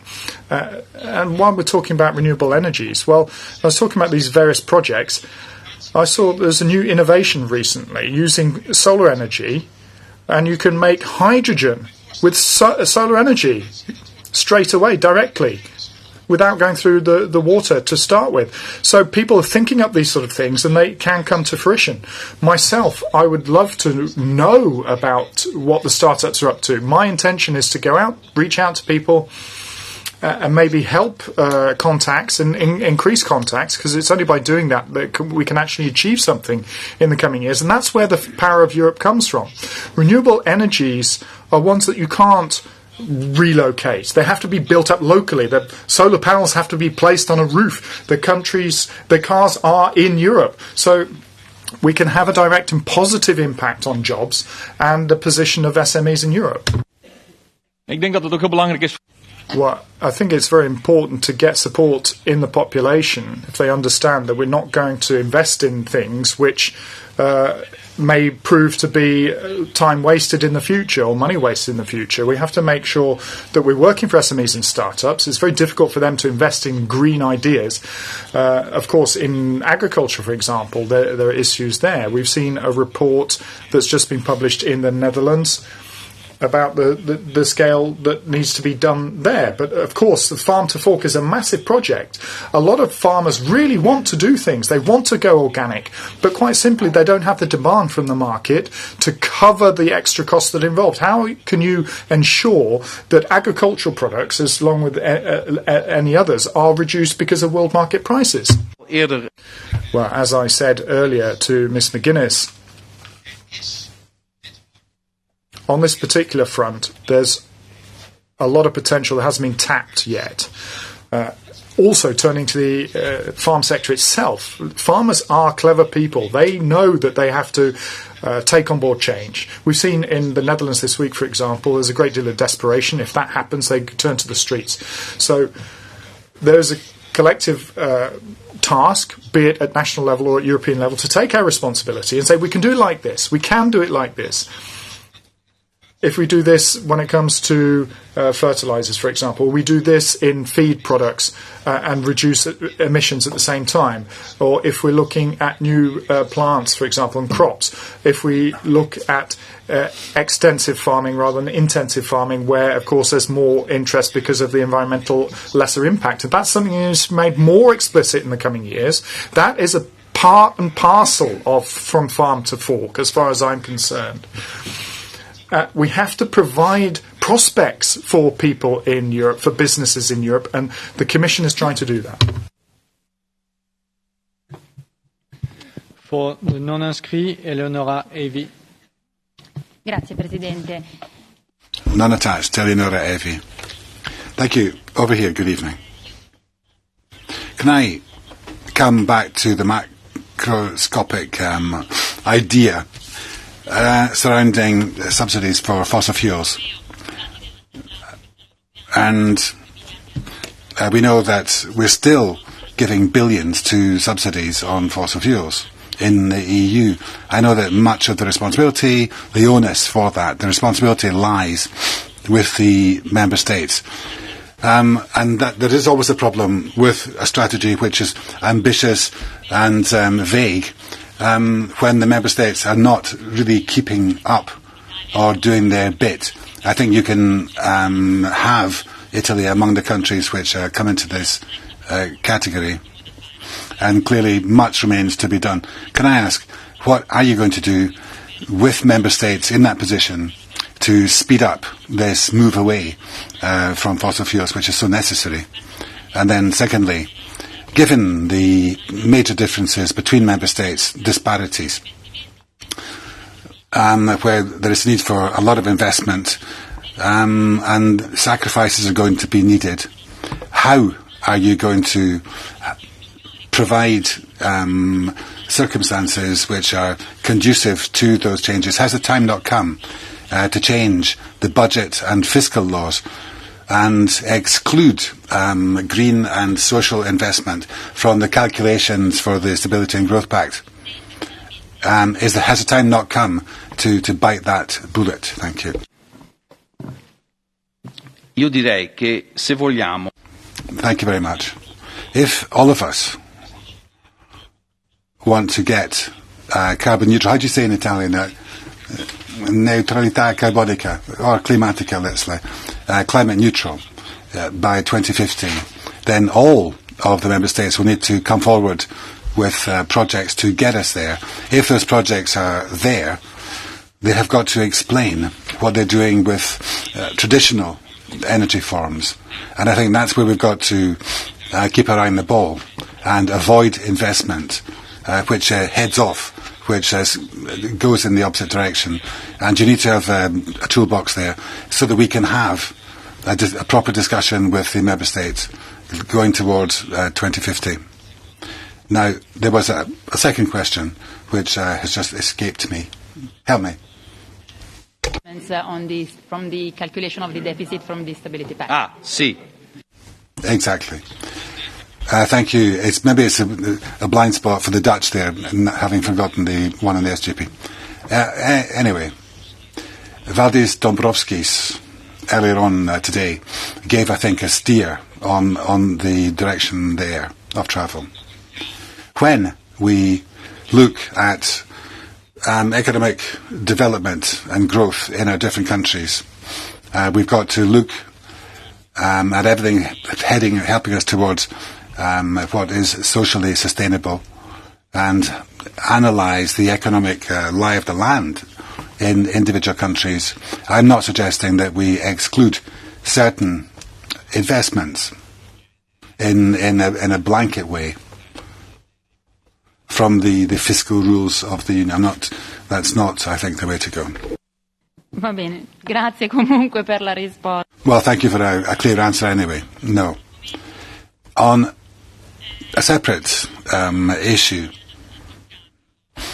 which has been mentioned, the whole farm to fork, there is now scientific evidence suggesting that intensive methods and industrial methods have an impact on biodiversity and on the emission and greenhouse gas emissions. Now, coming back to the financial side, are we going to continue to put public money into encouraging or funding intensive farming, and there's not scope for doing something different, particularly in fruit and veg? Thank you. This is an argument one hears from the farmers themselves and from the growers themselves. It's something which really has come from them. I think what we have to do is look at the common agriculture policy against that backdrop. How can we guarantee a future for European farmers and we produce food which no longer pollutes? And one imagines that it's possible to build a case, and that's already been priced in to the reforms during the Juncker period, but that's also going to be front and centre in the farm to fork policy as well. SND Simona Bonafè. Grazie. Ma Vicepresidente, io... Vice President, can I take us back to something which has been touched on, but which is central, and this is the link between having a European Green Deal and the investment effort which is going to be required. If we want to give ourselves a new Green Deal at the EU level, it's got to be cross-cutting, as you said, and will involve many different sectors: mobility, transport, sustainable infrastructure, and also industry, with new productive processes which are more sparing in their use of resources. And as you've said already, support for workers who work in highly polluting sectors, where they have got to have new skills and new jobs waiting for them, and that's going to require a lot of spend, a lot of investment. We're talking about 150, 200 billion per annum if we're going to follow through on Paris. And there is going to be a need for co-financing with private investment. But there is a need for EU and national public spending as well, taxpayers' money. And my question is, what ideas do you have to ensure that a fixed amount of the EU budget money that's there is going to be put into achieving the European Green Deal? Fund. All'interno della Commissione parlo anche di... We talk in the Commission internally about the Just Transition Fund and the Just Transition Mechanism, in the sense that everything is pushing in the same direction. I'm talking there about all of the funds which we have at our disposal, and indeed co-financing from Member States. I think that there's a lot of still to be done. And for the time being, the funds tend to be working away in their own silos. Sometimes they have understood that 25% has got to go into this direction or that. However, my ideal solution would be that it should be 100% the investment in order to push in the same direction. And we've got to think about step one, avoid things which are counterproductive and pushing in the wrong direction altogether. But you are perfectly right. since Paris, we do need 200 billion per annum. We're having to tackle the decline in biodiversity, and it's clear that we're going to need even more money and even more funding. But we have to be realistic. The total quantum of the multi-annual MFF is not going to be much more than what the Commission has been asking for and what the Parliament's wanting. It's going to be very hard. We'll have to really bring to bear our powers of persuasion on the Member States and on Council, because we're talking here about a course correction, and we've got to make a case that we are proceeding in a concerted fashion in a particular direction. I think that has got some powers of conviction itself. Mrs. Bonifay, thank you very much for that reply. Can I also take us back to private investment, where it's necessary to have a clear economic framework so that we can see what sustainable investment at the EU level is. Listening to Vice President Dombrovskis and Commissioner Designate Gentiloni, working with them, how can you ensure that the Commission does fire on all cylinders and provide proper funding for the new Green Deal, both at EU level and national level? Now, if I could just ask you to elaborate, what role falls to the EIB as a European climate bank in this context, particularly with an eye to the whole question of further investment in fossil fuels? Letto con attenzione quello che... I read closely to what Paolo Gentiloni was saying here, and also Valdis Dombrovskis earlier today, and they're all heading in the same direction, and we are working hand in hand. There is clearly a desire to get going, and there is forward movement in a particular direction, and we are going to try to demonstrate to Parliament that this has mileage in it. This is possible. I've talked to the President of the EIB, and he is also very committed to that direction. And I believe that after the successes of the Juncker plan, the EIB is prepared to spell out how it's going to process the investment which is required to head off there, and to find ways for Member States to wean off the non-future oriented energy sources. And I think that we can be optimistic in having a specific programme with the EIB to prove and demonstrate that that investment effort can start next year, this year, with dispatch.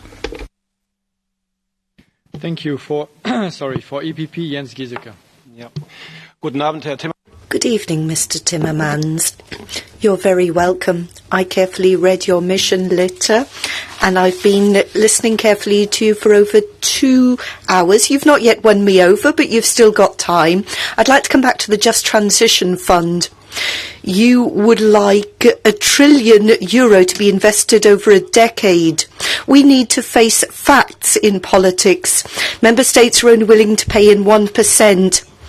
So will you be able to win over the ladies and gentlemen in Council, get them to invest money? Now, I'm a member of the Committee on Transport, and we tend to look at policies in terms of taxation on aviation, maritime, the excess burden. So what about refinancing?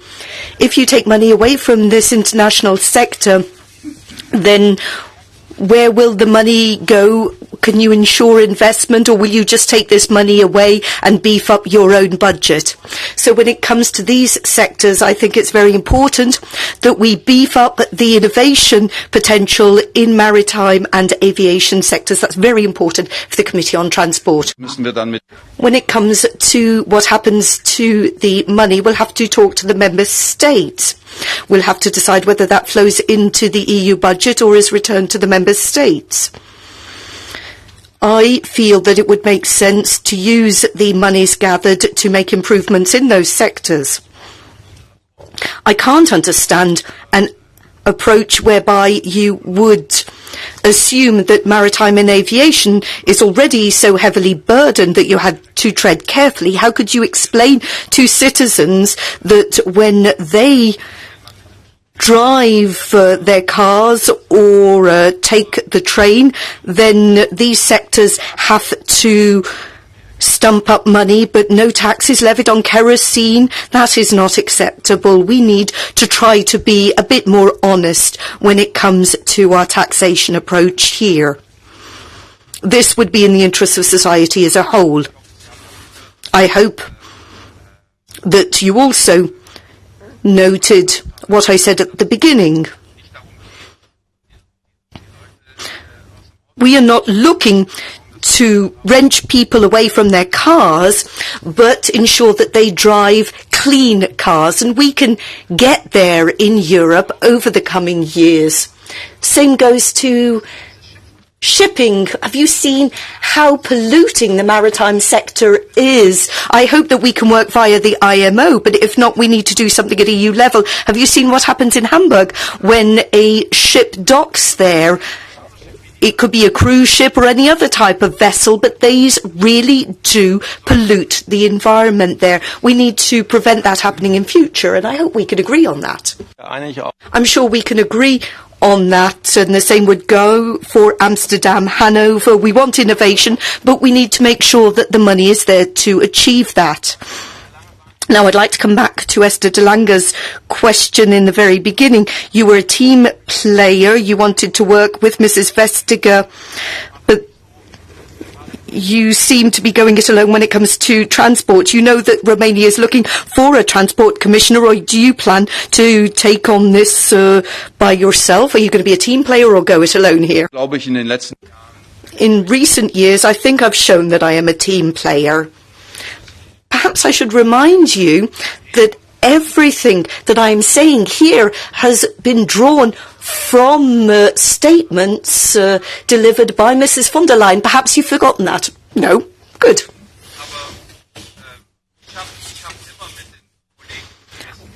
Over the last 5 years, I worked very closely with my commissioner colleagues. As I said at the beginning, you can't go it alone. You can't achieve all this alone. You need to work as part of a team. Under Ursula von der Leyen's leadership, we will work together. I will need the commissioners to work with me. We need to pull in the same direction. Same goes for transport, farming, energy, environment. We all need to coordinate our efforts, and that's part of my job. I will strive to work with my colleagues in the same way I have done over the last 5 years. Thank you. For the GUE, Anza Hazekamp. Thank you. Meneer Timmermans. Mr. Timmermans, as a climate commissioner, you have to make sure that the European Union will be emissions-free. Now, I've heard a lot of good words, but I haven't heard much about animal husbandry and the fact that animal husbandry produces more greenhouse gas emissions than all cars, trains, planes and boats together.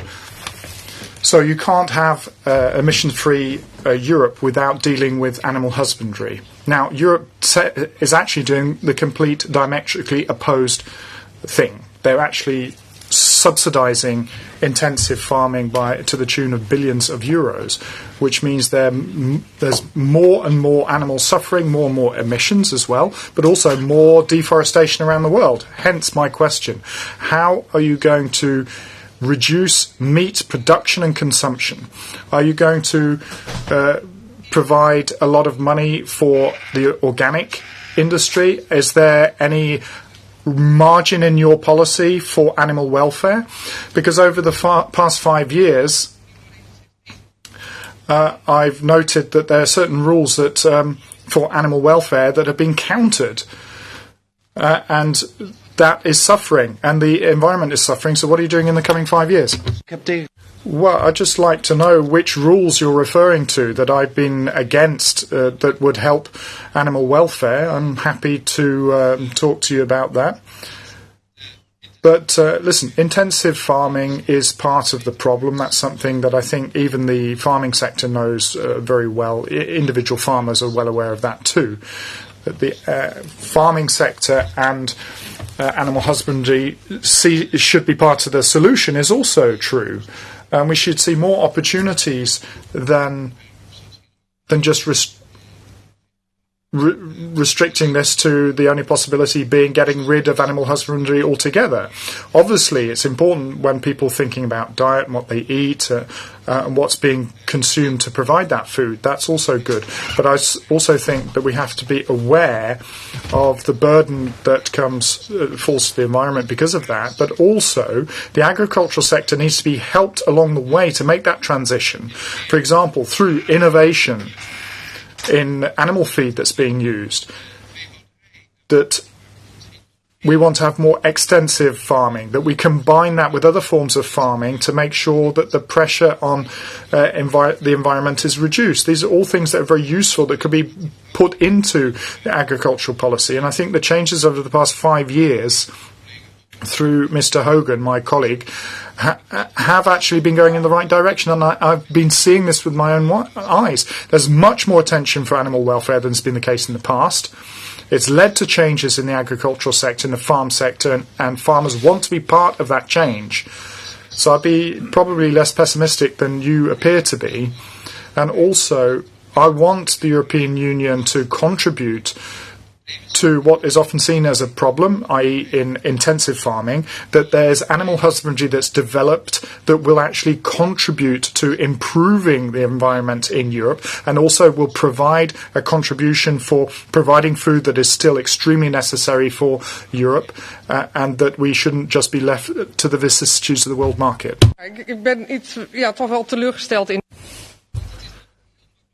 Well, little disappointed with your answer, because it's very difficult to deal with the environment, deal with animal husbandry, and deal with food provision without coming up with these subsidies and tens of billions of euros. I mean, we can't provide cheap food and therefore deforestation of the Amazon. How are you going to replant that? And then investing in nuclear energy as well.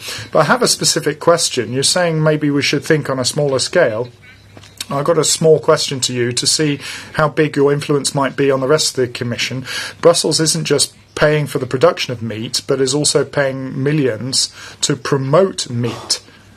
What a wonderful beef. That's a slogan from the European PR company to promote European meat in Hong Kong. Are you prepared to cut these sort of subsidies or not? Nou, eigenlijk niet, als ik heel eerlijk ben. To be honest, no. My intention is to make sure that policy is framed to make sure that animal husbandry can be done in a manner and is done in a manner that is more environmentally friendly. I'm prepared to work hard to make sure that animal welfare is given greater attention, and there are improvements in animal welfare, whether it is in animal husbandry or transporting or slaughtering of animals. Those are measures that I think the authorities can take, and that the European authorities indeed ought to be taking. And I think that's something that needs to be done. Just commenting on one thing, stop all these subsidies straight away. Well, there's a lot of margin to change the way we do subsidies, and I think reforming agriculture is also an approach that we need to think about. But just stopping all the subsidies, do you imagine what level of poverty and destitution you would bring raining down on parts of the population if we were to do that? That's really something we have to factor into the policy mix at European level. And this is also for people like me who want to push society into a more progressive and more environmentally friendly approach. But think about the people where, unfortunately, far too many people find themselves in the current days Europe. Thank you. For SND, Subdance. Thank you. Sorry, another question from behind. I want to return to the Commission's paper on the SDGs and the scenarios that were outlined. I think it's unthinkable that any scenario other than scenario 1 would deliver us the results and get us to the place that we need to be in. What would you say we can do to get member states to individually meet their SDG targets? Will there be any binding SDG implementation that you foresee at an EU level? How would that work? And thinking in particular, you mentioned the biodiversity conference in China, an SDG 15 on biodiversity. What would a headline ambition look like for biodiversity at a global level? First of all, it's interesting to see how quickly the thinking about the SDGs has evolved. I remember the difficulties I had to get this document done in the Commission and even to get the 3 scenarios in. But now, nobody seems to be talking about anything else but the first scenario, which I welcome very much. Concretely, on your question, I believe that, there's so much commitment to the SDGs in the member states, that it's time that the Commission would ask, what does this mean concretely? What are you going to do concretely to implement these 17 SDGs, and how are you going to do it? What is, in the different areas, your plan? And I believe that if we want to be successful in the next conferences, whether it's already in Chile and in Glasgow and in China in October next year, we have to start becoming more concrete on these issues, and especially the problem with biodiversity. And I've asked some scientific advice, and I said it again 2 weeks ago in New York. The problem is, what is your benchmark? How do you quantify? With emissions, it's easy, relatively easy. But with biodiversity, it's scientifically far more complicated. And what I want to do is to engage with the scientific community to make sure that we're able to find some benchmarks we can then devise our policies upon. And I think we need to do this before we go to Beijing. Thank you. Yes, I'm pleased you said that, because I think one of the reasons we're missing current biodiversity targets is because we don't have that tangible goal. Would you say that in terms of a domestic agenda, in terms of the Union, that giving DG Klima more of a say over the first pillar of the CAP would be a sensible way of ensuring that we in the EU, notwithstanding that we don't know what that headline goal will be, that we in the EU meet our diversity targets? I think it would be sensible to, as a Commission, to discuss the division between what we put in the first pillar and the second pillar. And I believe if you look at the difference in numbers, if you really want European agriculture to move in the direction we want it to move, the second pillar should have more room to manoeuvre than we have now in the first pillar. So I would like to have a discussion about the correspondence between the 2 pillars, and if we could not create a situation where we help the agricultural sector structural changes through an increased possibility for the second pillar.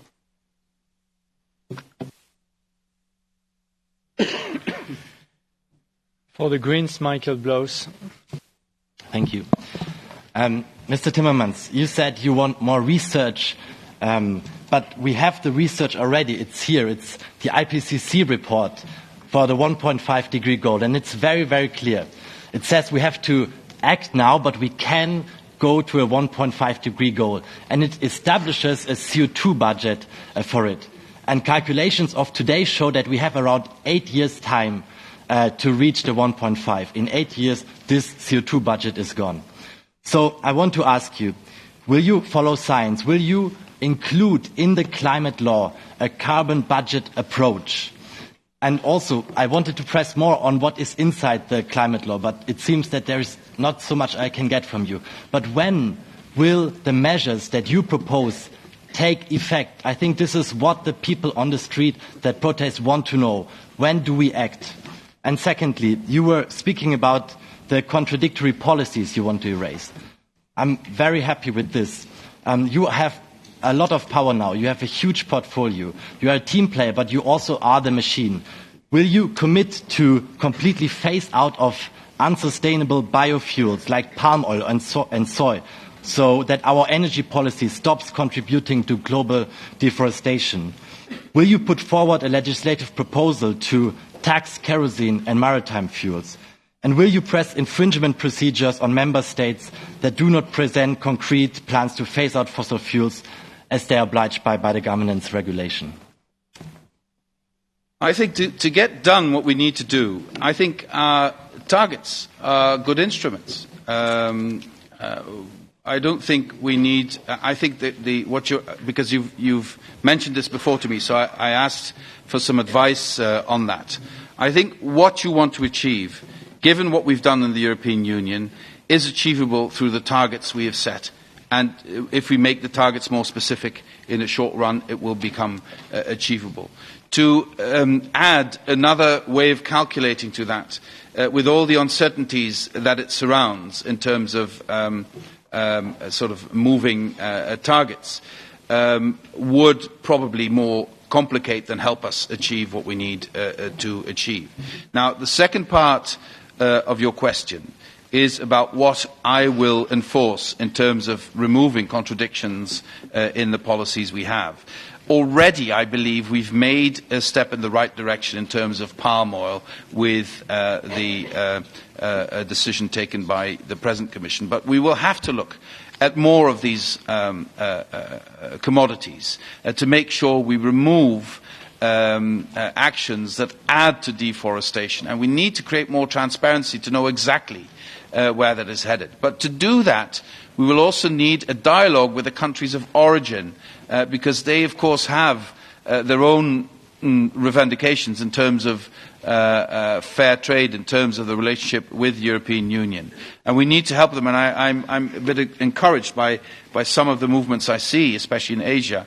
We need to help them to avoid deforestation for the production they do as well. So we also have a global responsibility. But at the end of the day, that we would have to propose forms of legislation to avoid contributing to further deforestation, I think, is probably inevitable.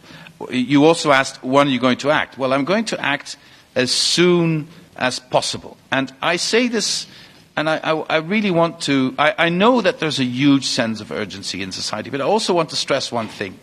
If we shoot from the hip and we get it wrong, we discredit everything we do. That is my experience of the last 5 years. So if we really want to have this transformational change, and we want legislation that does that, we need to be well prepared and do all the preparation and do all the impact assessment that we need to do. That will give us far more credibility and far more possibility to act. But when you ask me when, I say to you, as soon as I can get it ready. Thank you. At least that was the answer to the CO2 budget. Another scientific approach is taken by the German Environmental Agency. They calculated that the cost of 1 ton CO2 for the whole society is 180 euro. So the people in the environment, they pay the price for the pollution from coal and lignite. And you yourself in the campaign said that you want to put a price on CO2. You spoke about the EU-wide CO2 tax, but you know that this requires unanimity in the Council, and you could put a price on CO2 by creating a carbon floor price in the ETS. Will you put a carbon floor price in the ETS of at least 40 euros? And then I was not asking when you start acting. I was asking when does the measurements take effect? When will we reduce the first ton of CO2 from the measurements that you propose? And on this also, there is a possibility, for instance, through the Just Transition Fund, when you make it conditional to phasing out coal, that would be a possibility of going to the coal. Will you do that? First, I don't see the merits in introducing a floor in the pricing of carbon. I think the price as it is developing is going in the right direction, and I'm pretty confident it will continue to do that. Secondly, when will it take effect? Well, that's a question to me, but also to you. It depends on when we get legislation approved by Parliament and Council. And I know, at least that's my experience, that the chances improve if you are well prepared and if you have the facts on your side. That's why I'm saying let's not shoot from the hip. But I count on your support and this Parliament's support to be ambitious, to deliver on what our citizens are asking of us. I'm so sorry. The last one slipped from my mind. It was the conditionality of the Just Transition Funds money for... well, yes, I believe that we need to make sure that, first of all, nothing we do is contradictory, but secondly, that if we want to convince European citizens to put taxpayers' money, to put their money on the table for transition, we have to be able to prove to them that that transition goes in the right direction and makes us less dependent on fossil fuels and reduces emissions. And I think there's nothing wrong with introducing that conditionality in the funds we spend on transition and on modernising Europe's economy.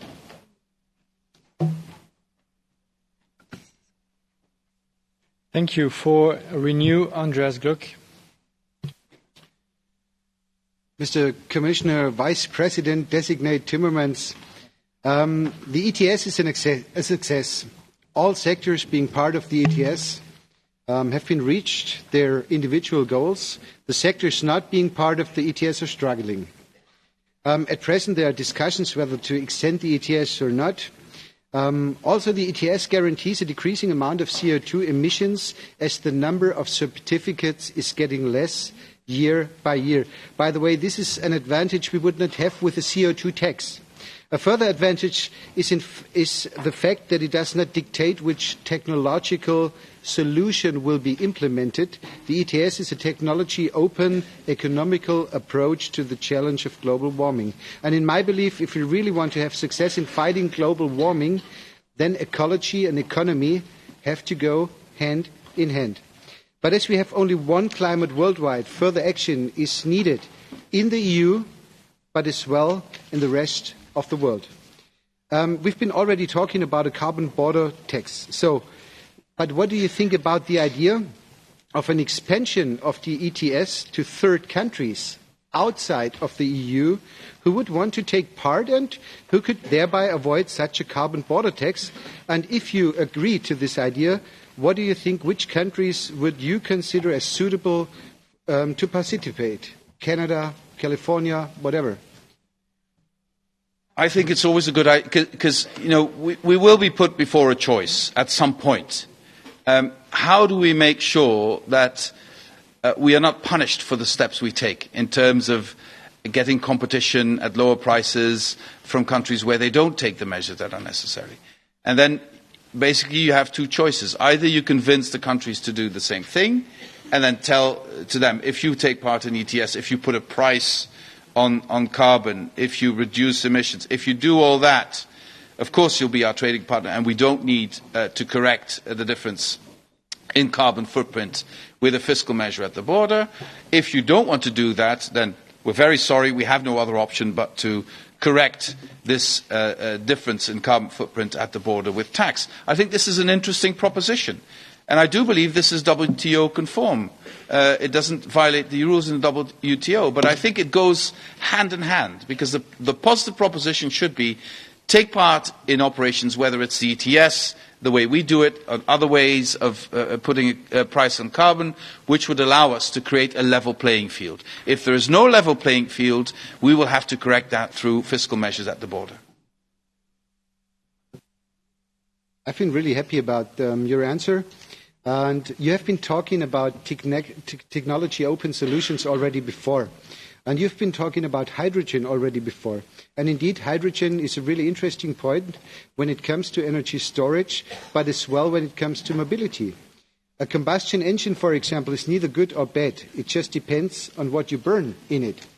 Still, we don't have a hydrogen strategy. So my question is, will you work on a hydrogen strategy and what's your time schedule and when do you expect it to be effective in terms of CO2 reduction? We'll certainly work on a hydrogen strategy because I also believe Europe can really lead on this. Because I think we still have an advantage vis-à-vis other parts of the world if we speed it up. I also believe because hydrogen, you have no energy loss when you store energy in hydrogen.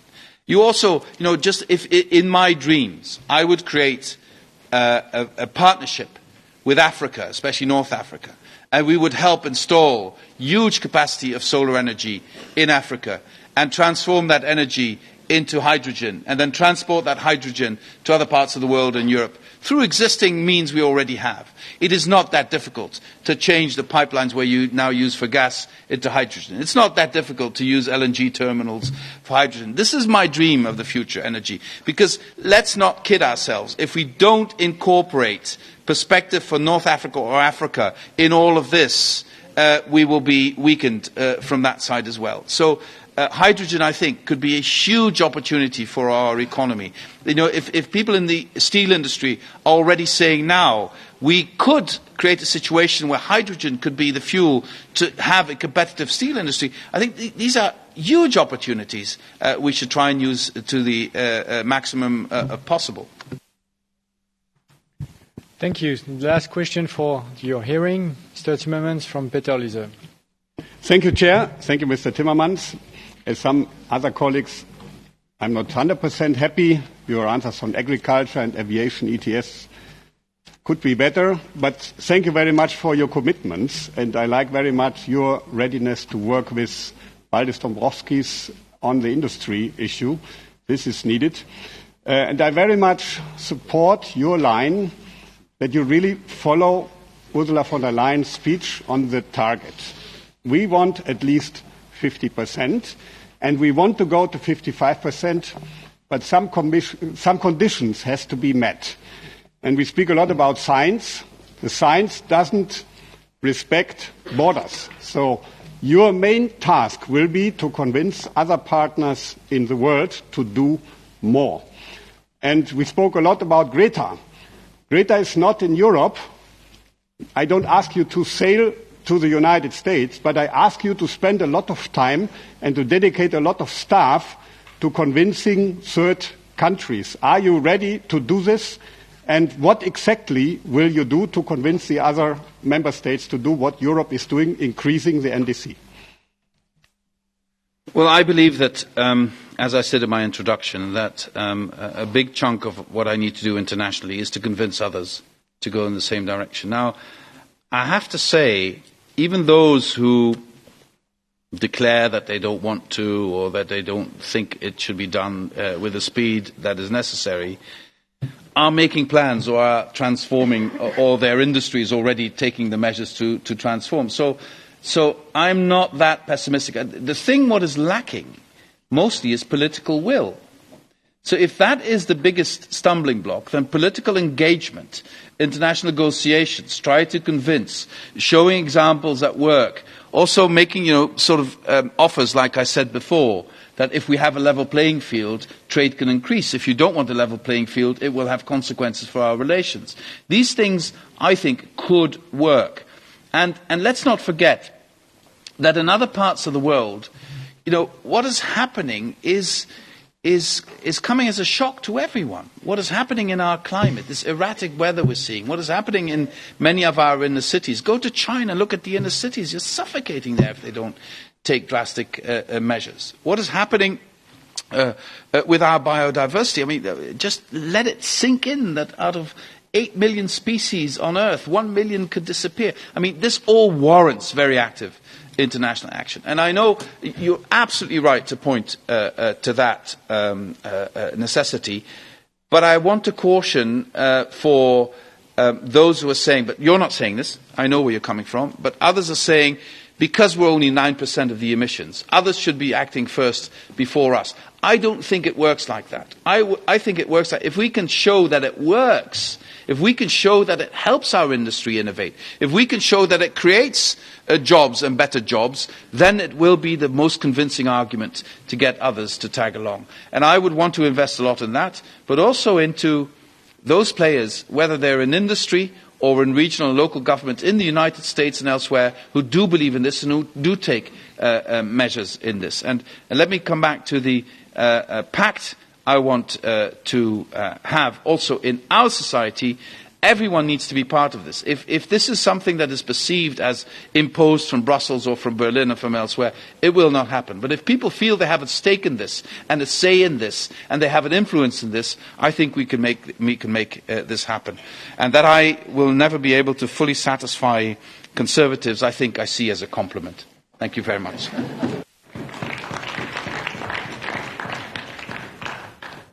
Yeah, thank you. And I think EPP is ready to work with you on that. But you mentioned also people inside Europe, but I think also people outside Europe. We will be more easy able to be convinced if we don't speak only about regulation and rules. So that's why, and also you were not so clear on one in, one out. Isn't it a good idea to identify some rules that hinder people that want to invest in clean technologies? So we need maybe more rules for the climate, that's true, but shouldn't we also identify rules that are bad for climate-friendly technologies and abolish these ones? I'm all for that, but in my experience in the last 5 years, also when I headed the task force on better regulation, I challenged national parliaments, I challenged everyone. Give us a list. What do you want to have abolished? I challenged everyone. The list was very short, I have to say. So, yes, I believe there is room for better regulation. Yes, I believe there's room for more tailor-made regulation. I also believe that by doing decent impact assessments, by having a regulatory scrutiny board who looks into this, we already have better regulation. I also believe that we need to look at a lot of existing regulation in a lot of areas to see whether it's fit for purpose. Let me give you one example. Our energy directive is nowhere near where it needs to be. We need to revisit that. And I want to have the possibility to at least have the possibility to envisage a taxation of kerosene. Because I don't see the logic why that energy source should be exempt from tax. We perhaps don't agree on that. But there's some way the airline industry will have to contribute to this, whether it's with stricter ETS or whether it's with taxation. But they can't be left out of this, can they? So, I'm all for a better regulation. I'm also all for scrapping regulation we no longer need or is obsolete. I think we've started doing that. So you will find me on your side with that. But then also the onus is on those who are asking for it to give us a list what they want us to scrap, and then I'm sure we'll be able to do that. Thank you. So it's time now for your concluding remarks for 5 minutes. Thank you very much, Mr. Chairman, and let me say that I know the hour is late and you probably have better things to do than to listen to me for the other 5 minutes, but I do want to close with a message that I believe I should share, and that is, over the last 10 to 15 years, we've often had this discussion, the EU, what is it good for? And it even led to sometimes a discussion that has compelled the majority of the citizens in one member state to vote to leave the European Union, which I think is extremely sad. But it puts a burden on our shoulders to demonstrate to our citizens what it's good for. And I believe if there's one area where we need little effort to convince our citizens, it is this area of transforming our society into a sustainable society. I honestly believe if you look at the analyses that are made, more than 90% of Europeans want us to act in the climate crisis, to fight the climate crisis. More than 9 out of 10 Europeans want us to do something about that. So this gives you and me a unique opportunity to demonstrate what we're good for, namely to help this society regain the self-confidence to transform itself into a sustainable society, to lead in the world. We can be the leading continent in the world that takes the world into a brighter future, into a more sustainable future. And I think this is an opportunity we could actually take or lose now. Because 2050 seems an awful long time before we get there. But if we don't get the legislation in place in this mandate in the next 5 years, then we will never, ever be able to attain the goals in 2030, let alone the goals in 2050. It will be impossible. And if we don't get this framed within the first 100 days of the von der Leyen Commission, we will not be able to get the legislation ready in the next 5 years. So in the next 100 days, after the 1st of November, you and I have a collective responsibility to get this right. If I look at what our kids are asking of us, if I look at sometimes the level of despair in parts of our society, of this feeling of nobody's in charge, we're on a runaway train, we don't know where we're going, we need to change that, and we can do that at the European level with European answers to European challenges. And if we do this well in Europe, it will have an effect on the rest of the world. I honestly believe it is in your hands to make this happen. And I came across, let's see if I can find it quickly, I came across something in The Gathering Storm, which is Nobel Prize worthy, a book by Winston Churchill. He wrote about appeasement in the 1930s, and he found a poem in Punch about a runaway train in the 1890s, because the train was run away because the train driver had fallen asleep at the wheel. And the poem ends like this: "For the pace is hot, and the points are near, and sleep hath deadened the driver's ear, and signals flash through the night in vain. Death is in charge of the clattering train." We should never let it come to that. We should show that this train has a driver, and the driver is listening to the European population. The driver knows where we need to go, and the driver charts a map that will take us there. This is your task. I will try and do my best to make this task possible for all of us. And I believe if we do this collectively, we can charter a future for Europe that our children will be proud of. Thank you very much.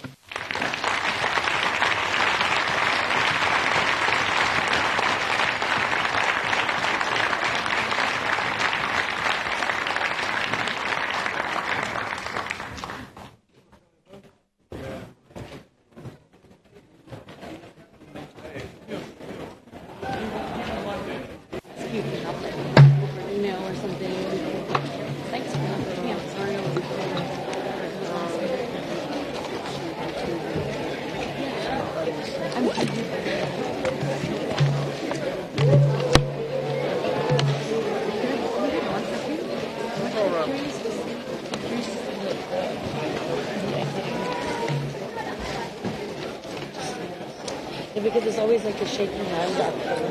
We saw it on the live show.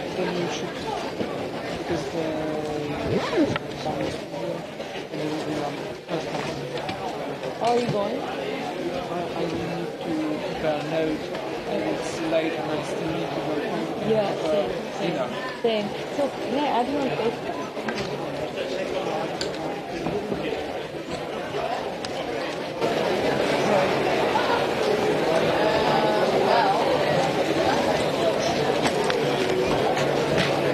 It was a last minute thing actually, a little bit, but I can.